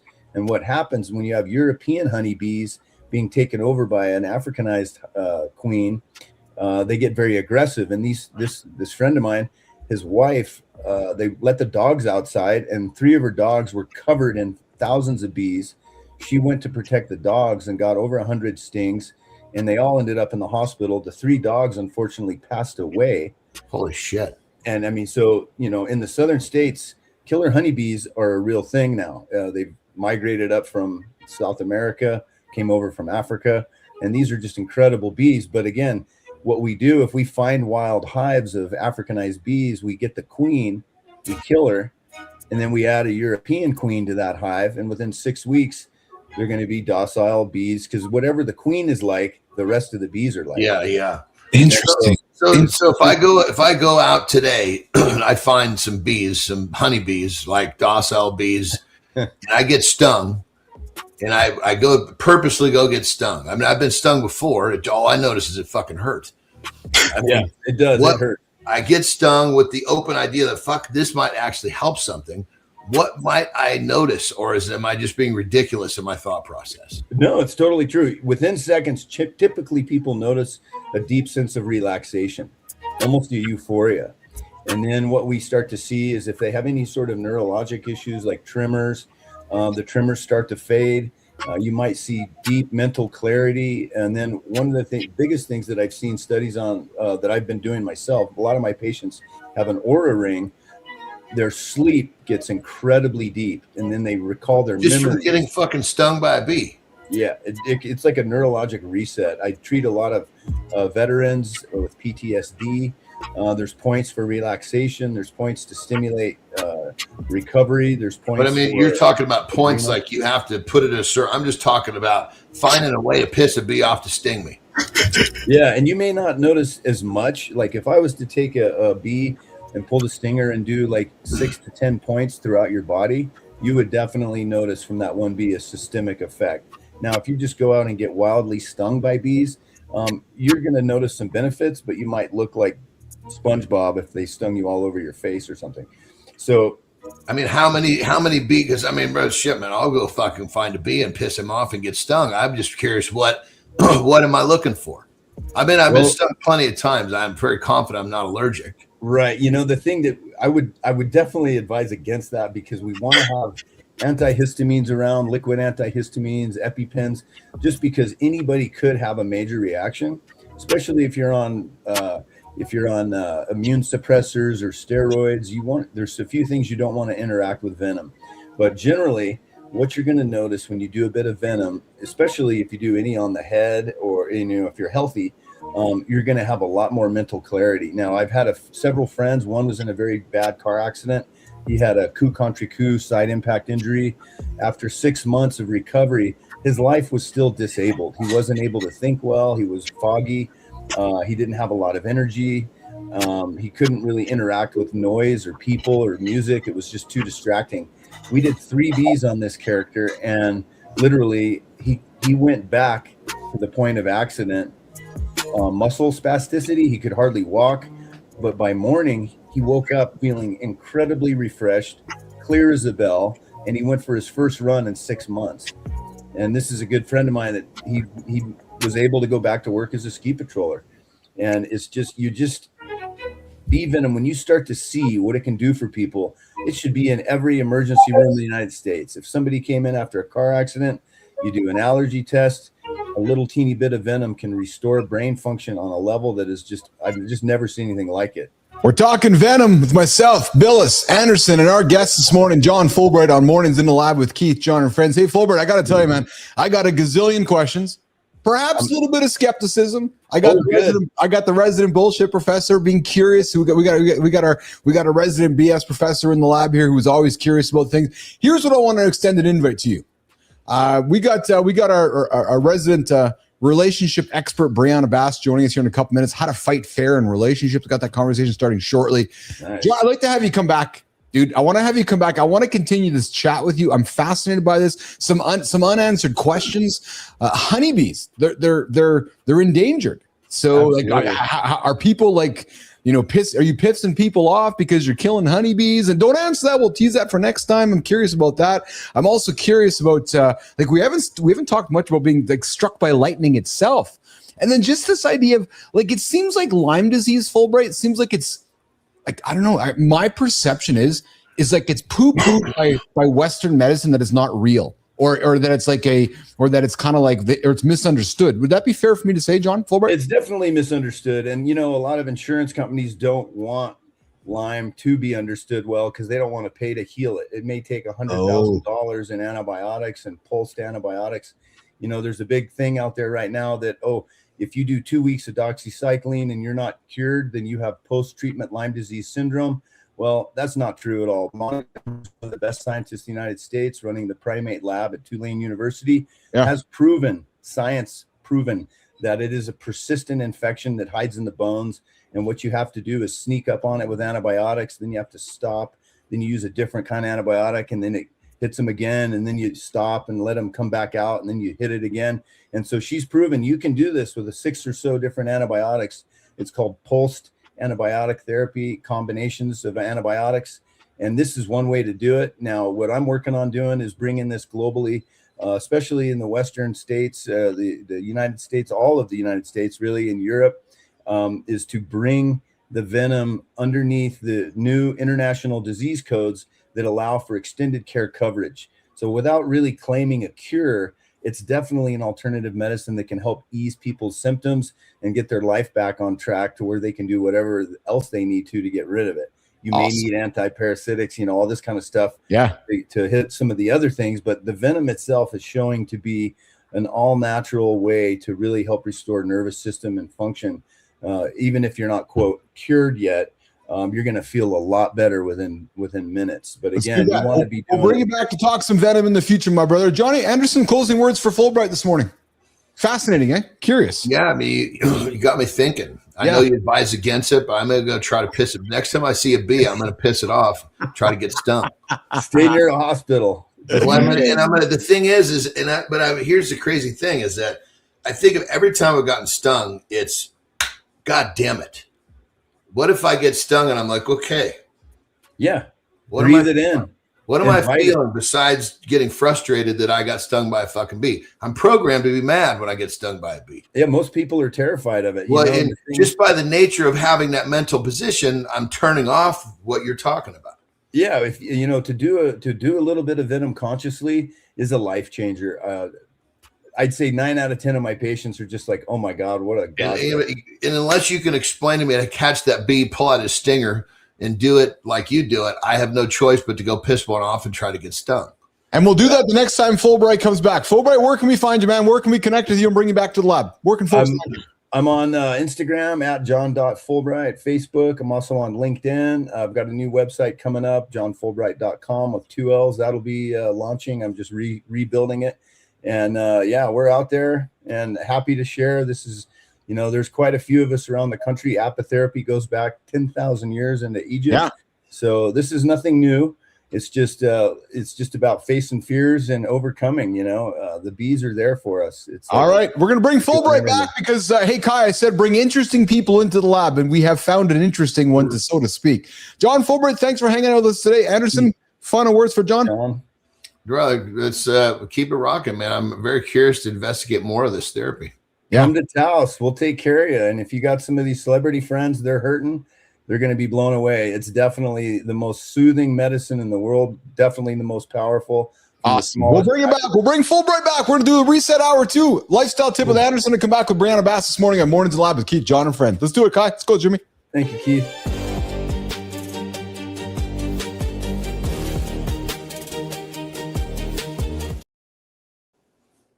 All right, we're going to keep this one short and sweet because we're running behind it. We want to get Brianna in the studio as quickly as we can. So here's the tip. Many of you guys are trying to lose weight. Should be trying to lose fat, but that's a whole different topic. So how do you lose weight? How do you do it quickly? How do you do it in a way where you don't look in the mirror and realize that you're just a 20-pound less version of the pathetic self, your pathetic self you didn't want to be before you started starving yourself? Here's the tip. Eat protein on a regular basis. And I'm not talking about sucking down protein shakes. Eat real whole foods. Eat chicken, breast, thighs, eat ground beef, eat steak. Think like this. If it can see you, you can eat it. And if you operate like this and you eat this way 3 to 5 times per day, and you eat this primarily and you eat it first, you can't help but to start shrinking those tits. That being said, what's the tip? Eat more protein. How do you identify protein? If it can see you, you can eat it. Rock and roll.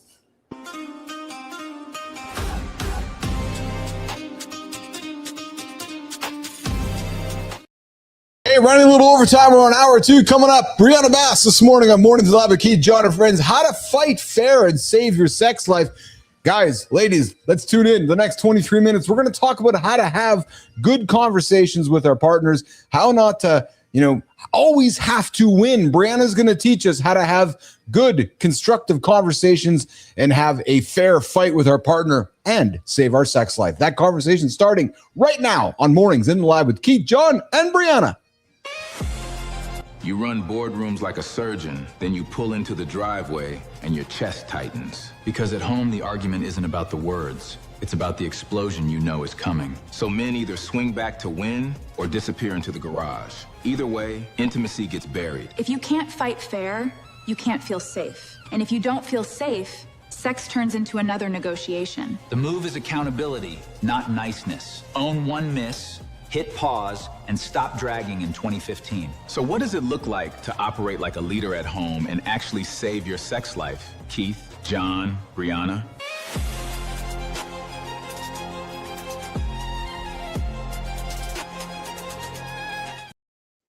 One of my favorite segments every Tuesday with Brianna Bass. We're talking sex, relationships, no safe words. And Brianna, how are you today? I'm doing great, guys. Knocking on my door last night. Where's the topic? And I was like, what's funny is I was so proud of myself yesterday. I had it all organized in the morning, and then my day got after it. And then I'm out with the dogs last night and I feel a tap on my wrist. I'm like, oh, who's texting me? And all I get is the question mark. And I'm like, duh, fuck, man. I was just excited because I was going to get into early yesterday. I was like, oh, fuck, dumb guy. But hey, I was eager to have this chat with you. And it's funny because before you showed up here today, I got to tell you, on Tuesdays, people love showing up for this, active in the comments. People like to be part of these relationship conversations. Today's a good one. Brianna, how can we learn how to fight with our partner? And I don't mean I have to be right, you have to be right. I'm really talking tactically, learning how to fight with your partner. Because we all go through it, and it's hurtful, it's harmful. Sometimes we say words we don't want to say. How do we walk them back? We don't go to school. Nobody goes, hey, Keith, grade 11, it's your class on how to learn to fight with your partner. So, Brianna, can we learn from you today, teaching us men how to fight with our partner? Yeah, there is a little bit of a formula. So this is something I think that people can literally learn and then implement, versus it being some sort of abstract moving target that they never feel like they can quite get a handle on. This might be a 2-episode situation, though. I don't know if today is quite enough. But there's a couple of things that we want to understand fundamentally about quote fighting, right? In this connection we're making into the bedroom and sex and stuff like that.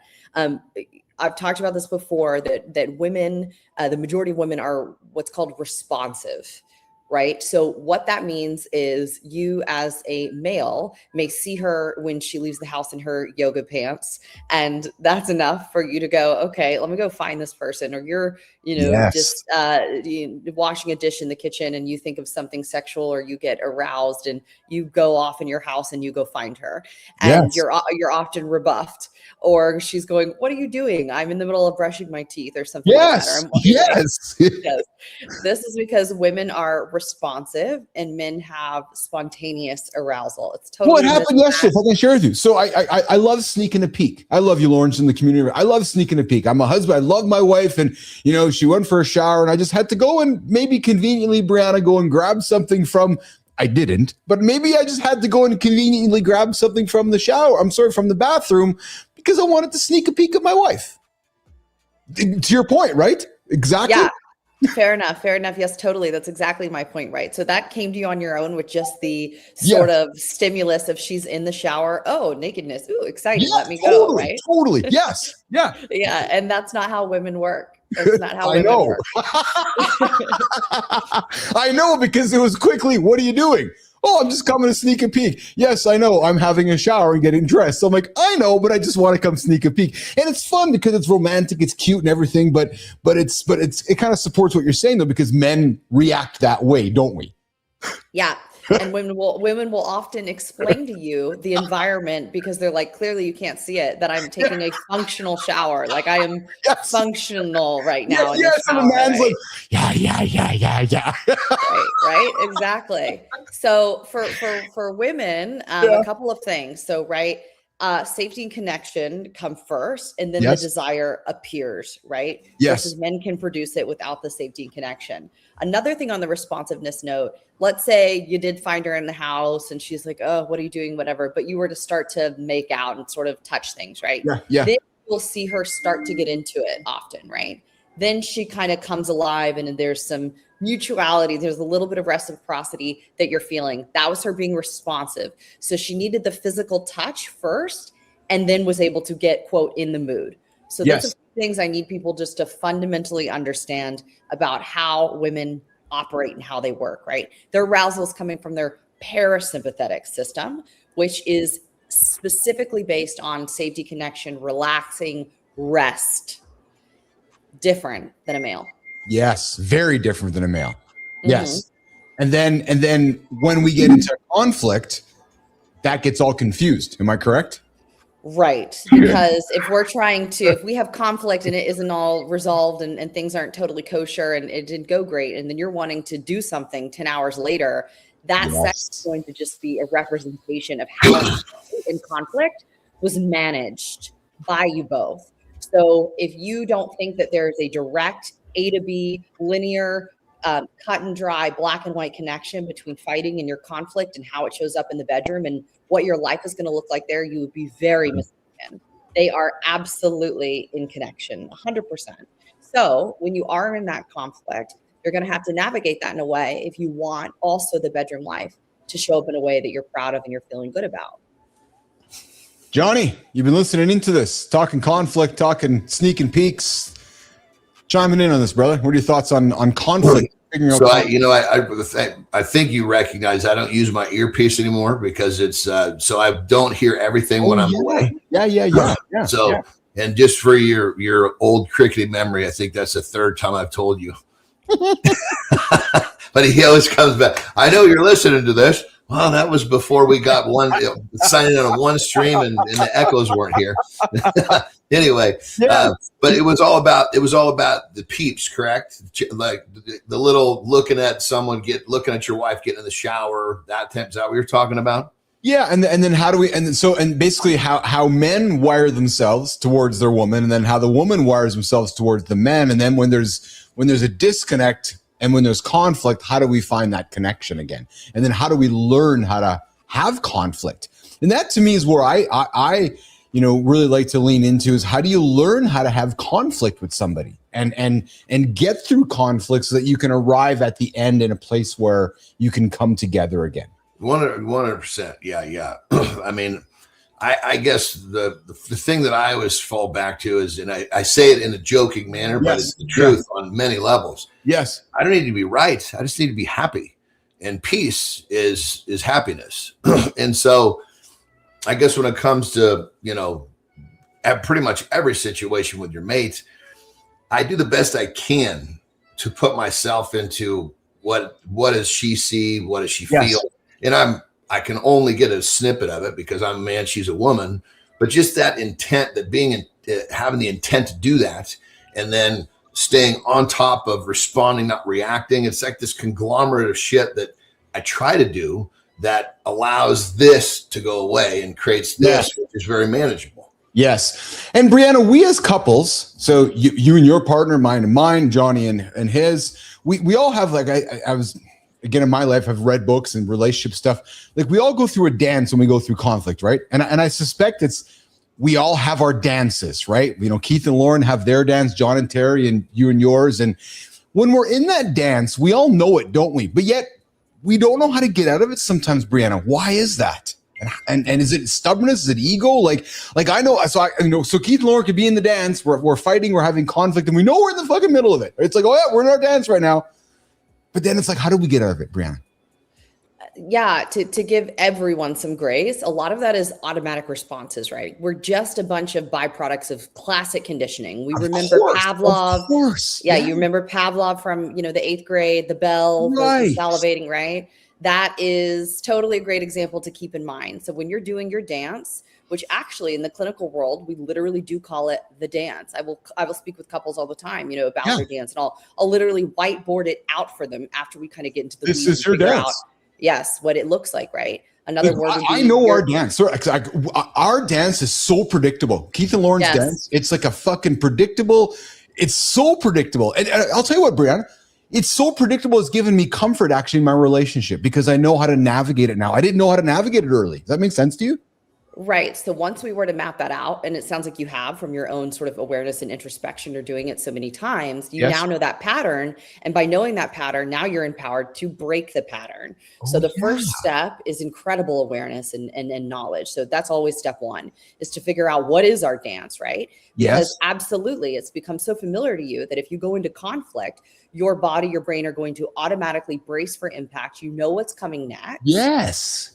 Yeah, she knows what's coming next. You always do this, etc. Right? And there's our dance, right? So you develop an incredible awareness about it, and then you break that cycle. You choose to move differently. You choose to do a different dance. And then what do? Classic conditioning. The good news is we can get reconditioned to any new stimulus. Yeah. So now she starts to learn, oh, this isn't as predictable as it usually is. So then she shows up differently. Next thing you know, you have a new dance. Yes. And that dance is hopefully a highly elevated, evolved, healthier dance. It's very achievable. We do it all the time. So if I sat down with you guys for 2 hours, we probably would be able to back this puppy out, create a new dance, and then you'd go off on your own and implement it and have real change. Brianna, it's absolutely happened. And I could say it's even happened during my journey with John. I just talking with John about responding instead of reacting and just doing this daily thing. Are there times where I fuck up and it doesn't go like the way I wanted to? Of course. I'm a human. I do. You used to come to the show and you'd be like, God damn it. I did it again. I reacted last night and I shouldn't have. Yeah, you're absolutely right, Johnny. And I've learned that dirty laundry is actually probably one of the most, A, it's cleansing, but B, then you're like, fuck, do I really want to go admit that shit again tomorrow morning? Yes. But Brianna, to hear you talk about that you actually have talked about the last 10 years of my life, because it's like, the early days of the conflict, I didn't like it. It was made me feel uncomfortable. We learned and kept learning. Now, I don't want to say it doesn't bother me, but I understand it. And I'm not scared of it. And I've learned that it's part of love. And I mean that it's part of loving somebody. And I've had to learn that, Brianna. It's absolutely.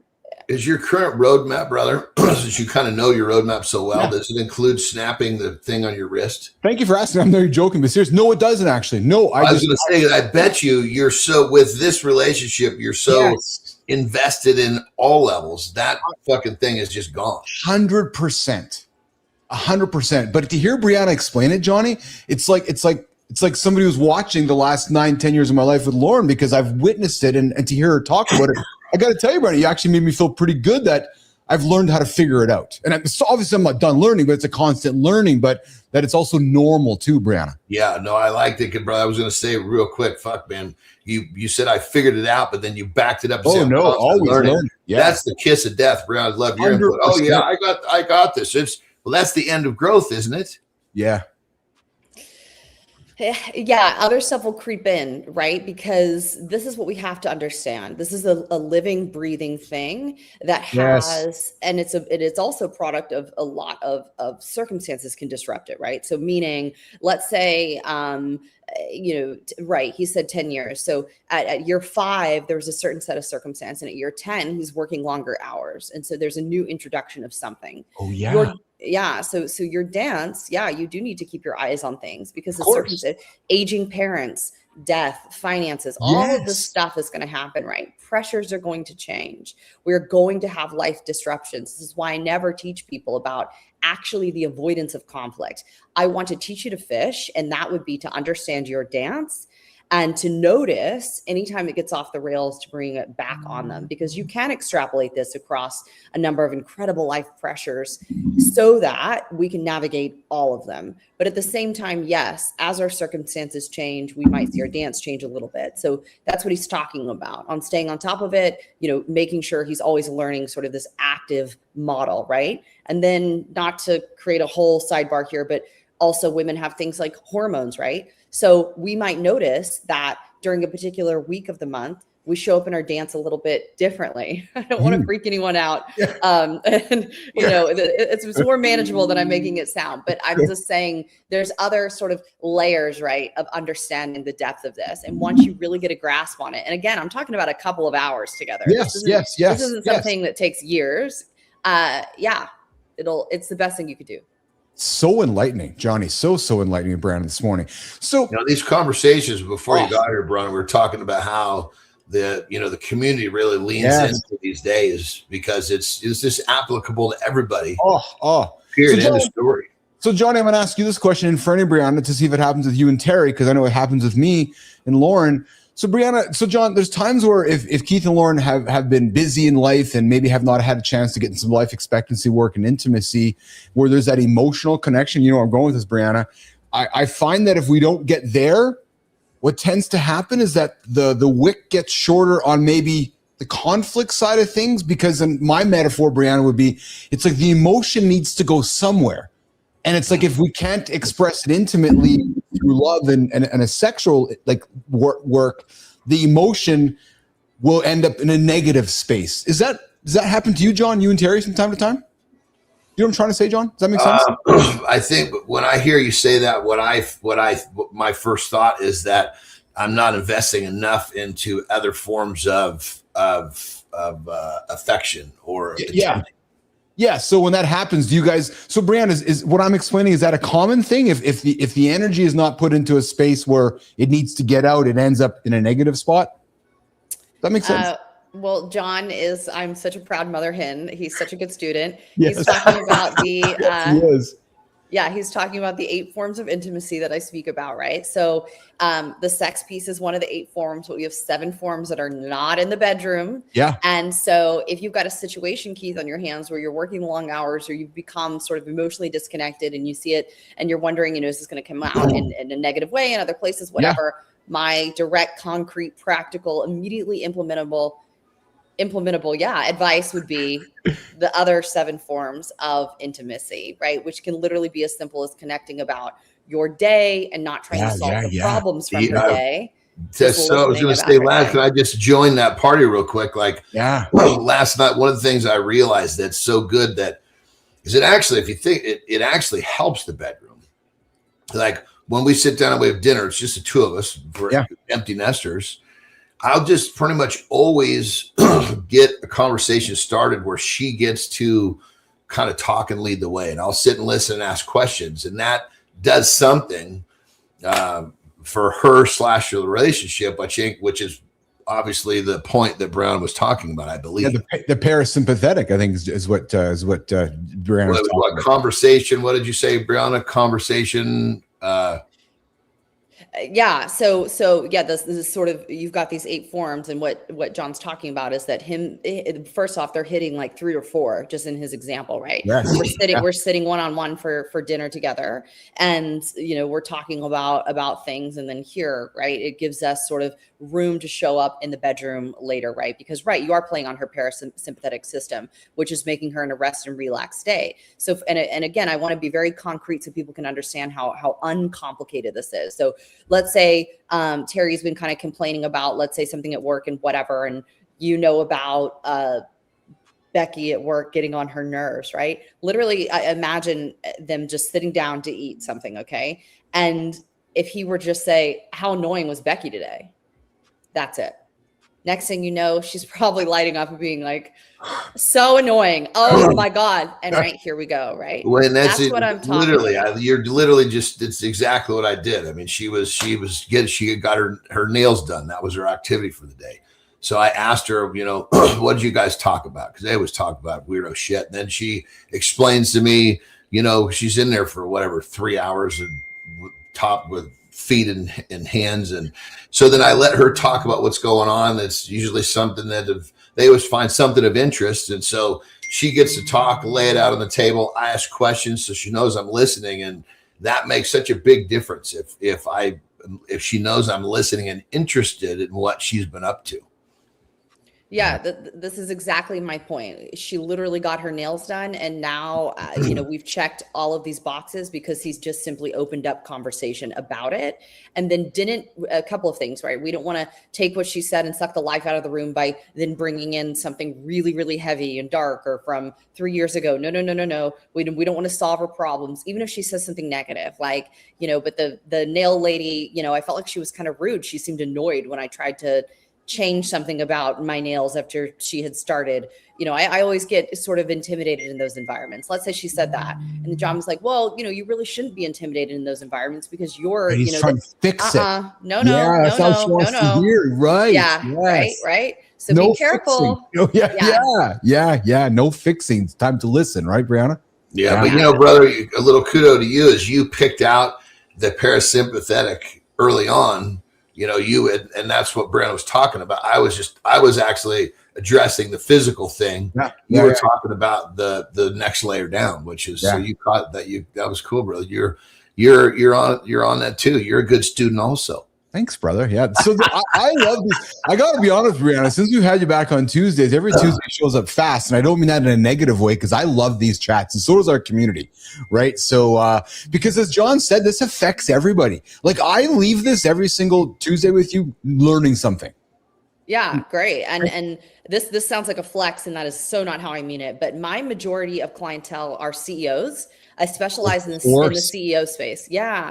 So just relevant then. Yes. Yeah, but just to be clear, right? That means that the majority of my clientele, I have a few that aren't, but majority are. They're either some sort of surgeon, physician, CEO, multi-office attorney, right? And the reason why I'm saying this is that means I'm talking about people that had their shit together. Yes. Right? This is not somebody who's just lost in life, right? Yes. And these are the conversations that we're having. So this stuff transcends every status, age, whether you are 70 or you are 25, it applies to all of us. And each relationship kind of brings its new stuff. So forever it's relevant. Yeah, absolutely. And I mean, you know, there's status of your relationship. We can all think about a time when it wasn't in a great place or with an ex and it consumed us. Yes. So this is certainly worth our investment, right? When this part of our life is out of order or we're incredibly lonely and would love to be, let's say, in a partnership, right? This is all investing in the opportunity for that to come our way and for us to receive this stuff and then not fumble it when we get there, right? Or at least not to be showing up with our past baggage and in our old selves, doing our old dance, right? So this does transcend every class, everybody it applies. Oh, you know what's really cool, Johnny, is that I'm sure when Brianna is sitting in front of her clients and you talked about the kind of dudes and women and dudes you sit in front of, when you watch the lights go on for a man, like a seriously successful man who's done something and maybe he's achieved this and achieved that, but he's struggling with something that you talk about daily, and then you see the lights go on, that must be really fulfilling for you, right? Because it's like, yes, he's getting it. Am I wrong? Yeah, it is very fulfilling. And I'm always glad to see that change or that shift. And I can sort of notice, right? And you know, things like to give you kind of a concrete example, because I know we're so short on time today. If I've got a guy, right, and he's saying, you know, I walk in the house and she's frustrated, right? She's irritated. She's in a mood, right? Yeah. It says something about the dishwasher when I walk in, or the dishes in the sink. Or it says something sharp, right? And I will ask him, and all right, okay, and what do you say? What do you do? Right? And he walks me through his part, right? Yeah. And his instinct is likely to defend, right? or his instinct is to shut down or withdraw, right? Maybe he wants to get around the conflict, make it as small as possible. Yeah. Or he wants to recruit her into seeing the facts of the situation, right? Well, I called the guy to fix the dishwasher. Yes. You know, they didn't answer, right? Because he's going, well, let me just prove to her this circumstance and then it'll all go away. And it never works. And I will literally ask, when has that worked? And they'll struggle to come up with a time that it has, because it has not been working. Because it doesn't work. No, right? So my pitch to them is to simply acknowledge the person's experience and do not try to discuss the facts of the situation. You can do that in 30 minutes, right? So it's, hey, something is clearly frustrating you. What's actually going on? Just simply saying that, right? Yeah. You're not agreeing she's right, and you're not rolling over, just right? We're not being passive. Yes, we are just asking, you know, hey, all right, looks like this is really frustrating you. What's actually going on? That's it. That's it. That's the only change I will pitch for them to make. That's it. Beginner level 1, and just report back what that's like. Ask what's going on, gentlemen. When your lovely wife comes home, that'll get you perhaps the response you're looking for. Hanging out with Brianna Bass this morning, myself and John Anderson. Jimmy, you got a vintage spot before these two wonderful. Let's see how Brianna are going to get out of here. Let's see. It's going to be interesting. Oh, yeah. So there's the RX-7. Hey, Brianna. So you better not be putting us in that old fucking thing. I refuse to watch when they brought me in that fucking movie. I know you're a smidgen younger than Keith and John, but so we grew up like this is like a big thing. Like the rotary engine, the RX-7. I wanted one of these things. It's how Johnny got to the lab here today. So that's the price, right? 1982, Brianna Bass. Yeah, there you go. But hey, guys, this is going to be funny. John, before you go.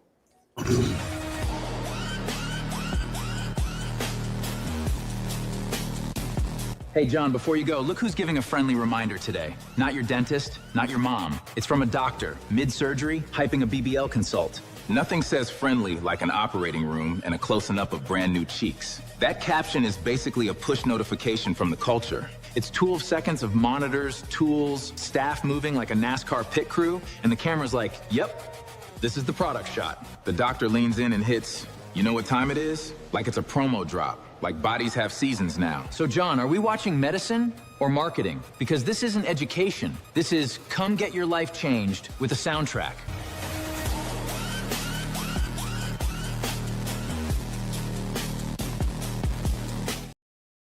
So Brianna, Jimmy was having some tech issues, which is why you did not get into that exit scene. Trust me, you are coming.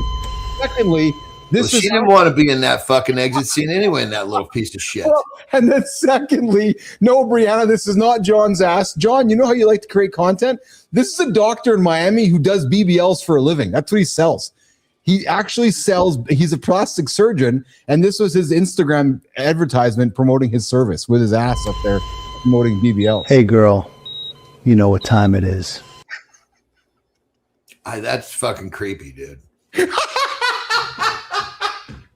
That's all that I needed I don't even know how to wrap my head around that. Brianna, that's what I'm saying. That's fucking creepy, dude. That's like you see something like that and you're like, I don't even know how to classify this guy. I know, like definitely not a guy that's gonna fucking cut me open with a scalpel. So the BBL, Brianna, like do you just, as a woman, do you kind of just be curious about why? Just like why? I disagree with you guys. I think it's brilliant marketing because here we are talking about it. Well, yes, this is true. Well, no, I agree. And he's got our attention, but I don't know that it's still fuck. I think it's weird as hell. I don't know that. I mean, granted, there's no such thing as bad press. I agree. Yes. Does that attract the right avatar? Yeah. Coming up with some mornings in the lab advertisements. Billis's hairy ass promoting the show. Hey, Brianna, so I got a headline maybe for next week. I found something I didn't have time today. 38% of affairs now start as harmless messaging. Yeah. Could be something. Yeah, without a doubt. Without a doubt. Yeah. She's like, oh yeah, just fucking normal. Just like normal. Just like, oh yeah, just normal. Yeah, because because when Keith and John grew up, Brianna, we weren't handing out the notepads to our people. Hey, here's a message for you with the notepad, right? We're just messaging folks along the way. So yeah, you were paging them. Yes, we were paging them. Brianna, always so much fun with you. Thanks for hanging out with us again today. You have yourself an awesome day. We'll see you in a week. Okay. Bye guys. Have a great day. Have a great day, Brianna. Great to see you. Brianna's out of here. We're going to walk Johnny out here in a quick second. Oh, man, a lot of fun. Good show here today, man. We surprised you with Ramon, the sumo wrestler. We had our lightning strikes guy. Dude, I'm really glad you drove that conversation with him. And he just, I could tell you had a lot of interesting curiosity about it, like I do. Like, so many unanswered questions about that, eh? About sumo? Yeah, no, the Lyme disease and the venom and all that. Yeah. No, well, I mean, anytime there's something that can affect the body in a way you've never heard of, I know. That's why I was, like I said, I would step back, and I really enjoy when you get into, because I can see your brain just going, asking a gazillion great questions, and he was dropping them. So, all right, I got to get you out of here. I know Ben's waiting for you. What are you doing today? Let's see. Here's our last day here. So. There I'm getting stung. That's too many stings. I want one, not 1,000. But this is the last day we're here, so we're basically packing up. We're leaving tomorrow. Oh man, Johnny's gonna go find some bee stingers to sting himself to get it going. Hey, before you go quickly, I got a monologue coming in just 1 quick second. Did you know? Maybe you do know this, maybe you didn't. I don't know. Gen X. I told you this yesterday. The largest generation not being spent to. It is a massive business opportunity for the Gen X population that just nobody's paying any attention to. I've been doing some research on it last night, and it's good for us, good for you and I. Good for what is the opportunity? Well, just there's nobody like so. Much of the ad dollars that is being spent in the world right now is not being spent on Gen X, and Gen X has the biggest buying opportunity right now on the planet. I got you. Yeah. Right. So a lot of people are ignoring people in our demographic. So I think we're going to lean more into it. I'm going to talk about it in a couple minutes. Yeah. Let's go, baby. Okay, pal. Enjoy your day. Have a good one. We'll talk to you throughout. Have a good loop, my brother. All right. My brother's out of here, guys. You're hanging out with the handsome Hunkle. What a shaking nation. Good morning, everybody. What a fun show here today. Yes, appreciate Jimmy and Kai back there on the buttons. And truthfully, I had some stuff here on the table I didn't even get to because we did not have time to between the bee sting guy. Hey, Petro, I know you're listening. I'm like you, Petro. I have so many questions. And I don't mind openly saying I'm skeptical, like you might be. On the flip side, though, it creates a remarkable amount of curiosity for me that, you know, we got places in the world where they use these systems or procedures or venom.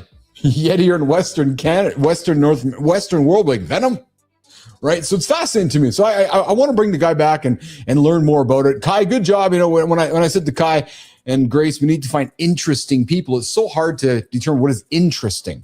Well, that dude's interesting. There's no ifs, ands, or buts about it. Our guest today, John Fulbright, was an interesting fellow, and I got all the time in the world for listening to interesting people.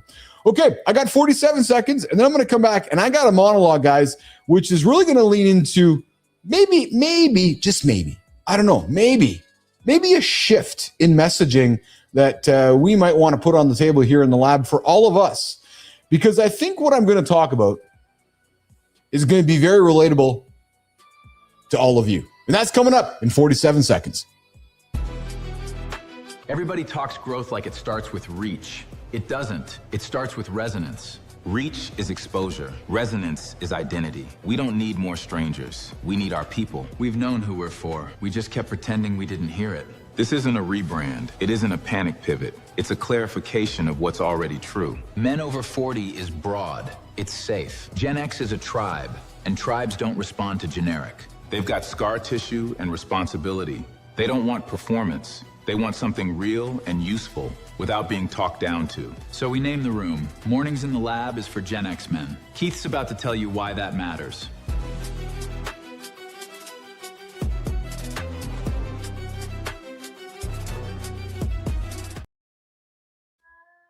So everybody wants to talk about growth, like it's starting with reach. Yes, well, it's just, we got to grow. It's reach. But it doesn't. And I've been doing some work in the last number of weeks, no shit, Sherlock, but especially in the last number of hours, actually. And I was doing some research into what we are building here. And you know, our goal right now for the last couple of years has been building this product. And now it is actually, you know, we are now looking to grow the business with reach. but not like I'm talking about it. The truth is, Mornings in the Lab, where you guys show up, where we show up every single day, has been telling us who this show is for a long time now. Just finally stop pretending not to hear it. Because through my own research, through my observations, through just looking around the world, it became clear to me what we are building. And so I did something called research. The report came back last night. Research fully done. Verdict clear. What was that verdict? Make a pivot. And not a rebrand, not a, oh my God, we're all of a sudden this. No, not at all. Actually, not that at all. I'm speaking to all of you very, very definitively right this second. This is not some kind of identity crisis like we all have gone through in our 40s and 50s growing up together. This is not a desperate move because the algorithm's like pissing on Keith's cornflakes. No, not at all, actually. Nope. If anything, if everything,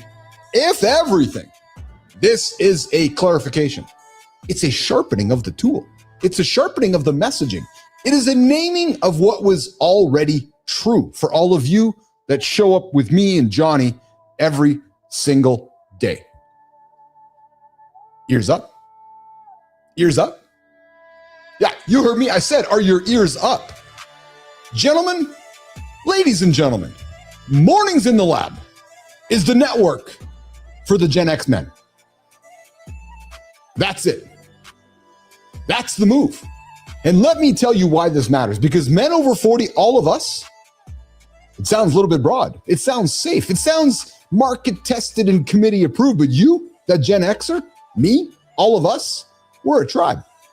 Gen X is an attitude. It's a temperature. It's a lived experience that we have all shared together. And this is a generation that grew up without handholding. You guys know it, and so did I. The generation that came home to empty houses because our parents were building. Our parents were working. Came home to make our own food with the microwave. Figuring our own shit out. Being raised on MTV. Being raised on sitting too close to the television. Being raised on sarcasm. Divorce. Recession. Hard work. And low expectations. You, all of you, everybody in the Mornings in the Lab community, I know what you don't want. You don't want a guru. You don't want a lecture. You don't want some smiling idiot on the internet telling you to journal your way into enlightenment. No, I know what you want. Because I want the same thing that you want. And it took me some fucking time to have this dawn on me. I feel like a tool right now to admit this. But you all want what I want. And I guess we've been doing this all along, but just maybe the right words weren't coming to me.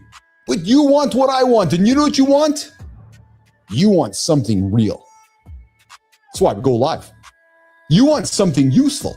You want something honest. You want something that doesn't talk down to you. I fucking hate when people talk down to me, and that is why this show matters. That is why you matter. Because the audience, all of you, the community, the collective, you are already here. We're not changing direction. We're just finally naming the room correctly for all of us. And that is the big difference. And here's the other part that nobody should ignore. All of us, Gen X, all of you motherfuckers spending your time with me every single morning, and John Anderson and Brianna Bass and John Petricelli. Gen X, we are not some niche. This is not a cute little demographic side quest. No, we are all sitting in the most important stretch of all of our lives. Right now, we are leading companies. We are raising or launching kids. We are looking after aging parents, and we're trying to hold on to our health all at the same time. Good morning, Spartacus. And we're also trying to make sense of ambition after the first scorecard stopped mattering. I know what you got. You got money in your bank, but you also got the scar tissue. I also know you got that taste, and I also know that you're wildly underserved. How do I know? Because I am underserved as a Gen Xer. Because everybody, and I mean everybody out there, is tripping over themselves trying to talk to who? They're trying to talk to and win over Gen Z. That's fine. Because everybody, and I mean everybody, is obsessed with youth. Everybody wants to be where the noise is. Meanwhile, the guy who actually has spending power, you, the guy who has influenced you, the guy who has experienced you, and the guy who has a deep hunger for meaning, you're ignored. You're overlooked. I know because I am you. You're undermarketed. That's not a small miss. That is a massive fucking opening that we are walking right into. And the best part, nation, the best part, Mornings in the Lab already speaks your language because it is our language. This is our show. This is the show for Generation X to get up, get after it, and move through life together collectively. We talk about purpose. We talk about discipline. We talk about our health. We talk about our leadership. We lean into our identity, wondering about imposter syndrome. We love our brotherhood. We know we've made the money. The gray hair gives us stress, the midlife, the reinvention, and what it means to still want more without pretending you're 27. Nation, Gen X Nation, Mornings in the Lab Nation, this is not a coincidence. No, this is what you call a product market fit. And politically and culturally, emotionally, I know you. I know you because I am you. This lane fits too. It fits all of us because Gen X, the Gen X man that you are, the Gen X woman that you are shaped in a different atmosphere, just like me. So I know when I'm speaking to you, I'm speaking to me. You came up skeptical. You came up with low trust. Hey, Charlie, I know, you know, all that anti-bullshit. You know what I'm talking about, Petrocelli? Not easily impressed, not looking for the moral theater, not looking to join some digital cult. No, we've watched the institutions lie to us our entire motherfucking life. The brands posturing, the politicians performing, the media turning everything into outrage and cosplay. So what do they want? I'll tell you what they want. They want practical. You want grounded. You want somebody who says this. Here's what is real. I am live. I am real every single day, Monday to Friday for all of you. And you want somebody to say, here's what matters. So I do the work every single day and I put it on a table for you to say, hey guys, here's what matters today to all of us in this generation, the generation we call X. So here's what I want you and what you can do today. Our lane is not preachy. Our lane is not soft. Our lane is not fake deep. Our lane is not culture war content sludge for clicks. No. Our lane, the lane of Generation X, is for real conversations for men who still give a fucking shit. And that is why this positioning matters for this show at this time for all of you. Because when you name the tribe, we deepen the bond. So when you stop trying to be for everybody, the right people feel it instantly. You all don't just watch. I see you. You guys show up with me every single day. It's your identity. And you say, what? You say, oh, this show's for me. You say, oh, Keith and John are my guys. You say, this is my season of life. The guys that they're talking about is my frustration. I'm laughing at the same things Billis is laughing at. I'm exhausted at the same things Anderson's exhausted about. And that ambition Billis is striving for, that's my ambition. That, my friends, is when a show becomes more than content because this is our show. That is when this show becomes a belonging for all of you. So no, this is not some big dramatic reinvention. And this is not me doing some cosplay or putting on a costume or waking up baking and shaking saying, hey, we're changing it. No, this is us taking the mask off. This is me saying to all of you very clearly and very definitively that Generation X, that Mornings in the Lab is for Gen X men. Men who are not done. Men who still want the edge. Men who still want the growth. Men who want truth without the performance. I don't want no performative men on the show. I want men who want truth without the performance. I want a brotherhood without the bullshit like all of you want. I know when I met Petrocelli, he's like, hey, I kind of like what's going on over here. I like the brotherhood of this show. I like the fact there's no bullshit part of this. I like the fact that we can hold ourselves accountable to it. I like the fact that there's no momentum without pretending that life is simple. To all my younger friends out there, to all my younger audience members out there, this is for you. We're not chasing a younger audience that scrolls past everything in 7 seconds. I got no time for you. No, I'm building a show. I'm building a community. I'm building conversations for men who are actually living something, going through something. Men who have built, men who have lost, men who have adjusted, survived, provided, and are now asking a bigger question when they look in their own mirror and they say this, so what now? That question is our market.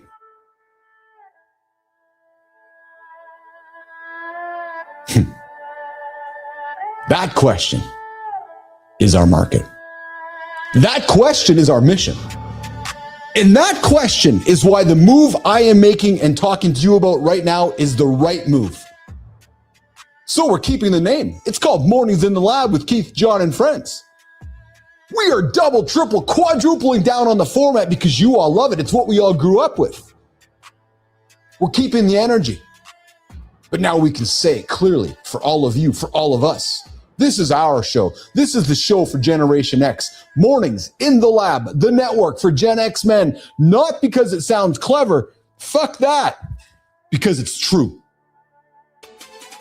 We love pretending that success is a solo sport. We build little fortresses and convince ourselves we are wired to grind alone. Then we wonder why we are exhausted before 12. Today, we are ripping the Band-Aid off that lie. We are looking at why your ambition might actually just be a wish. We will see how your brain is playing tricks on you. And we will explore why going it alone is your biggest liability. Let's get into it. Over to you, Chief.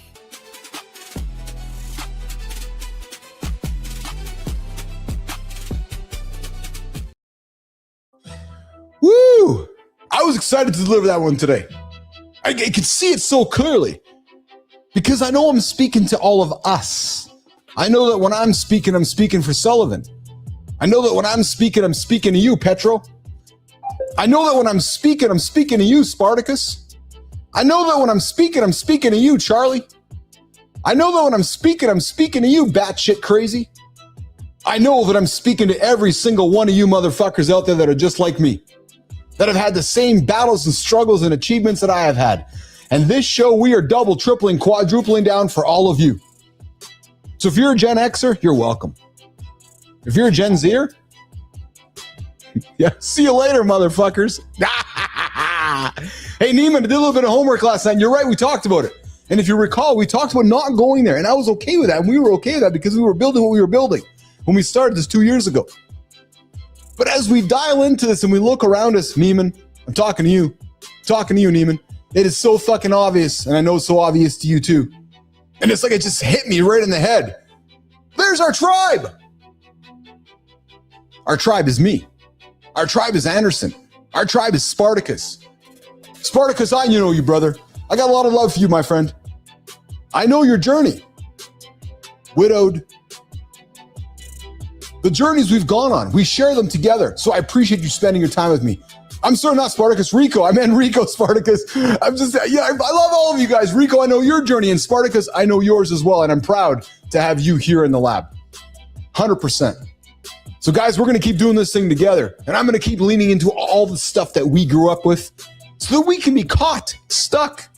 Not stuck. We can live a life that, it's funny, guys, because I did a little bit of, you guys will appreciate this too. I did a little bit of research last night into the political landscape of all of us growing up.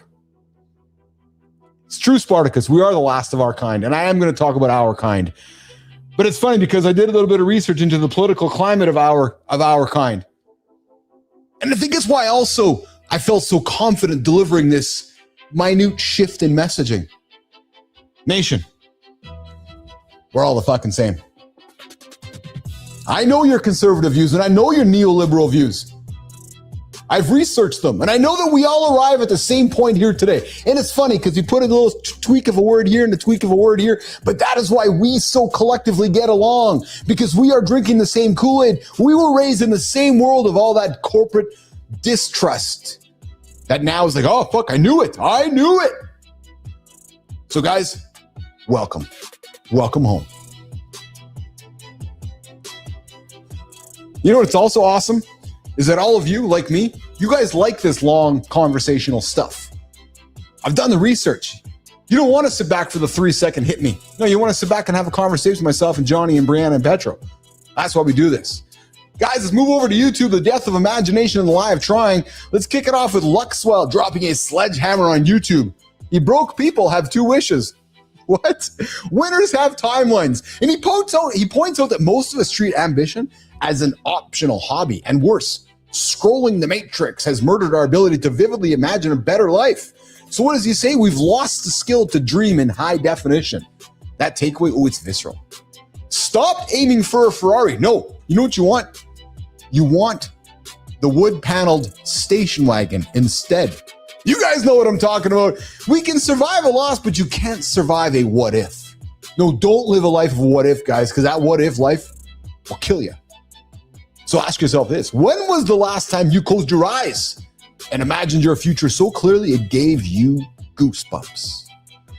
Hey, Joseph over on Substack with a massive reality check for Jimmy. He's like, Jimmy, we all know a guy who crushed it externally but wakes up suffocated from old gut anxiety. He says that we fail because we try to fix our behaviors. We know Jimmy was over in Japan plugging holes. Yeah, true story. It's just his programming. Jimmy he had to go to Japan and plug some holes. Yeah, that's exactly it. Oh, man. Hey, Maya, I'm going to wrap it up here. Maya, if we were stranded together, you and me, Maya, we're stranded on a desert island, how many hours until you use my femur to build a distress signal? Honestly, Chief, if it gets me back to a decent cup of coffee, you have about 45 minutes before I start whittling. But seriously, look at what we unpacked today. You are dreaming in low resolution and doing it all in complete isolation. That is a brutal combination. Let's break the cycle. Pick just one of those 3 traps today. Figure out where you are lying to yourself. Text one person to help you rewrite the script. See you next time.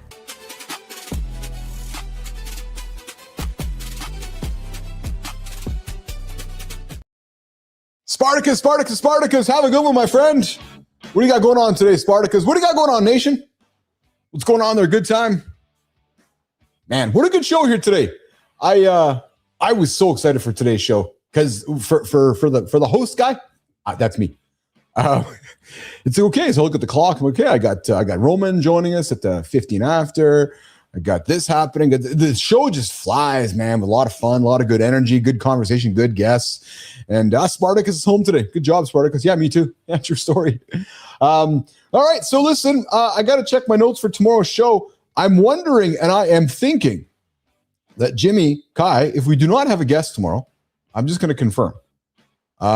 We don't. So maybe, I think what we got to do, nation, is hey, Kai, why don't we reach back out to Fulbright and bring him back for tomorrow's part 2, if he's available. And we can dig more into bees and dig more into venom and dig more into the skepticism about the whole thing.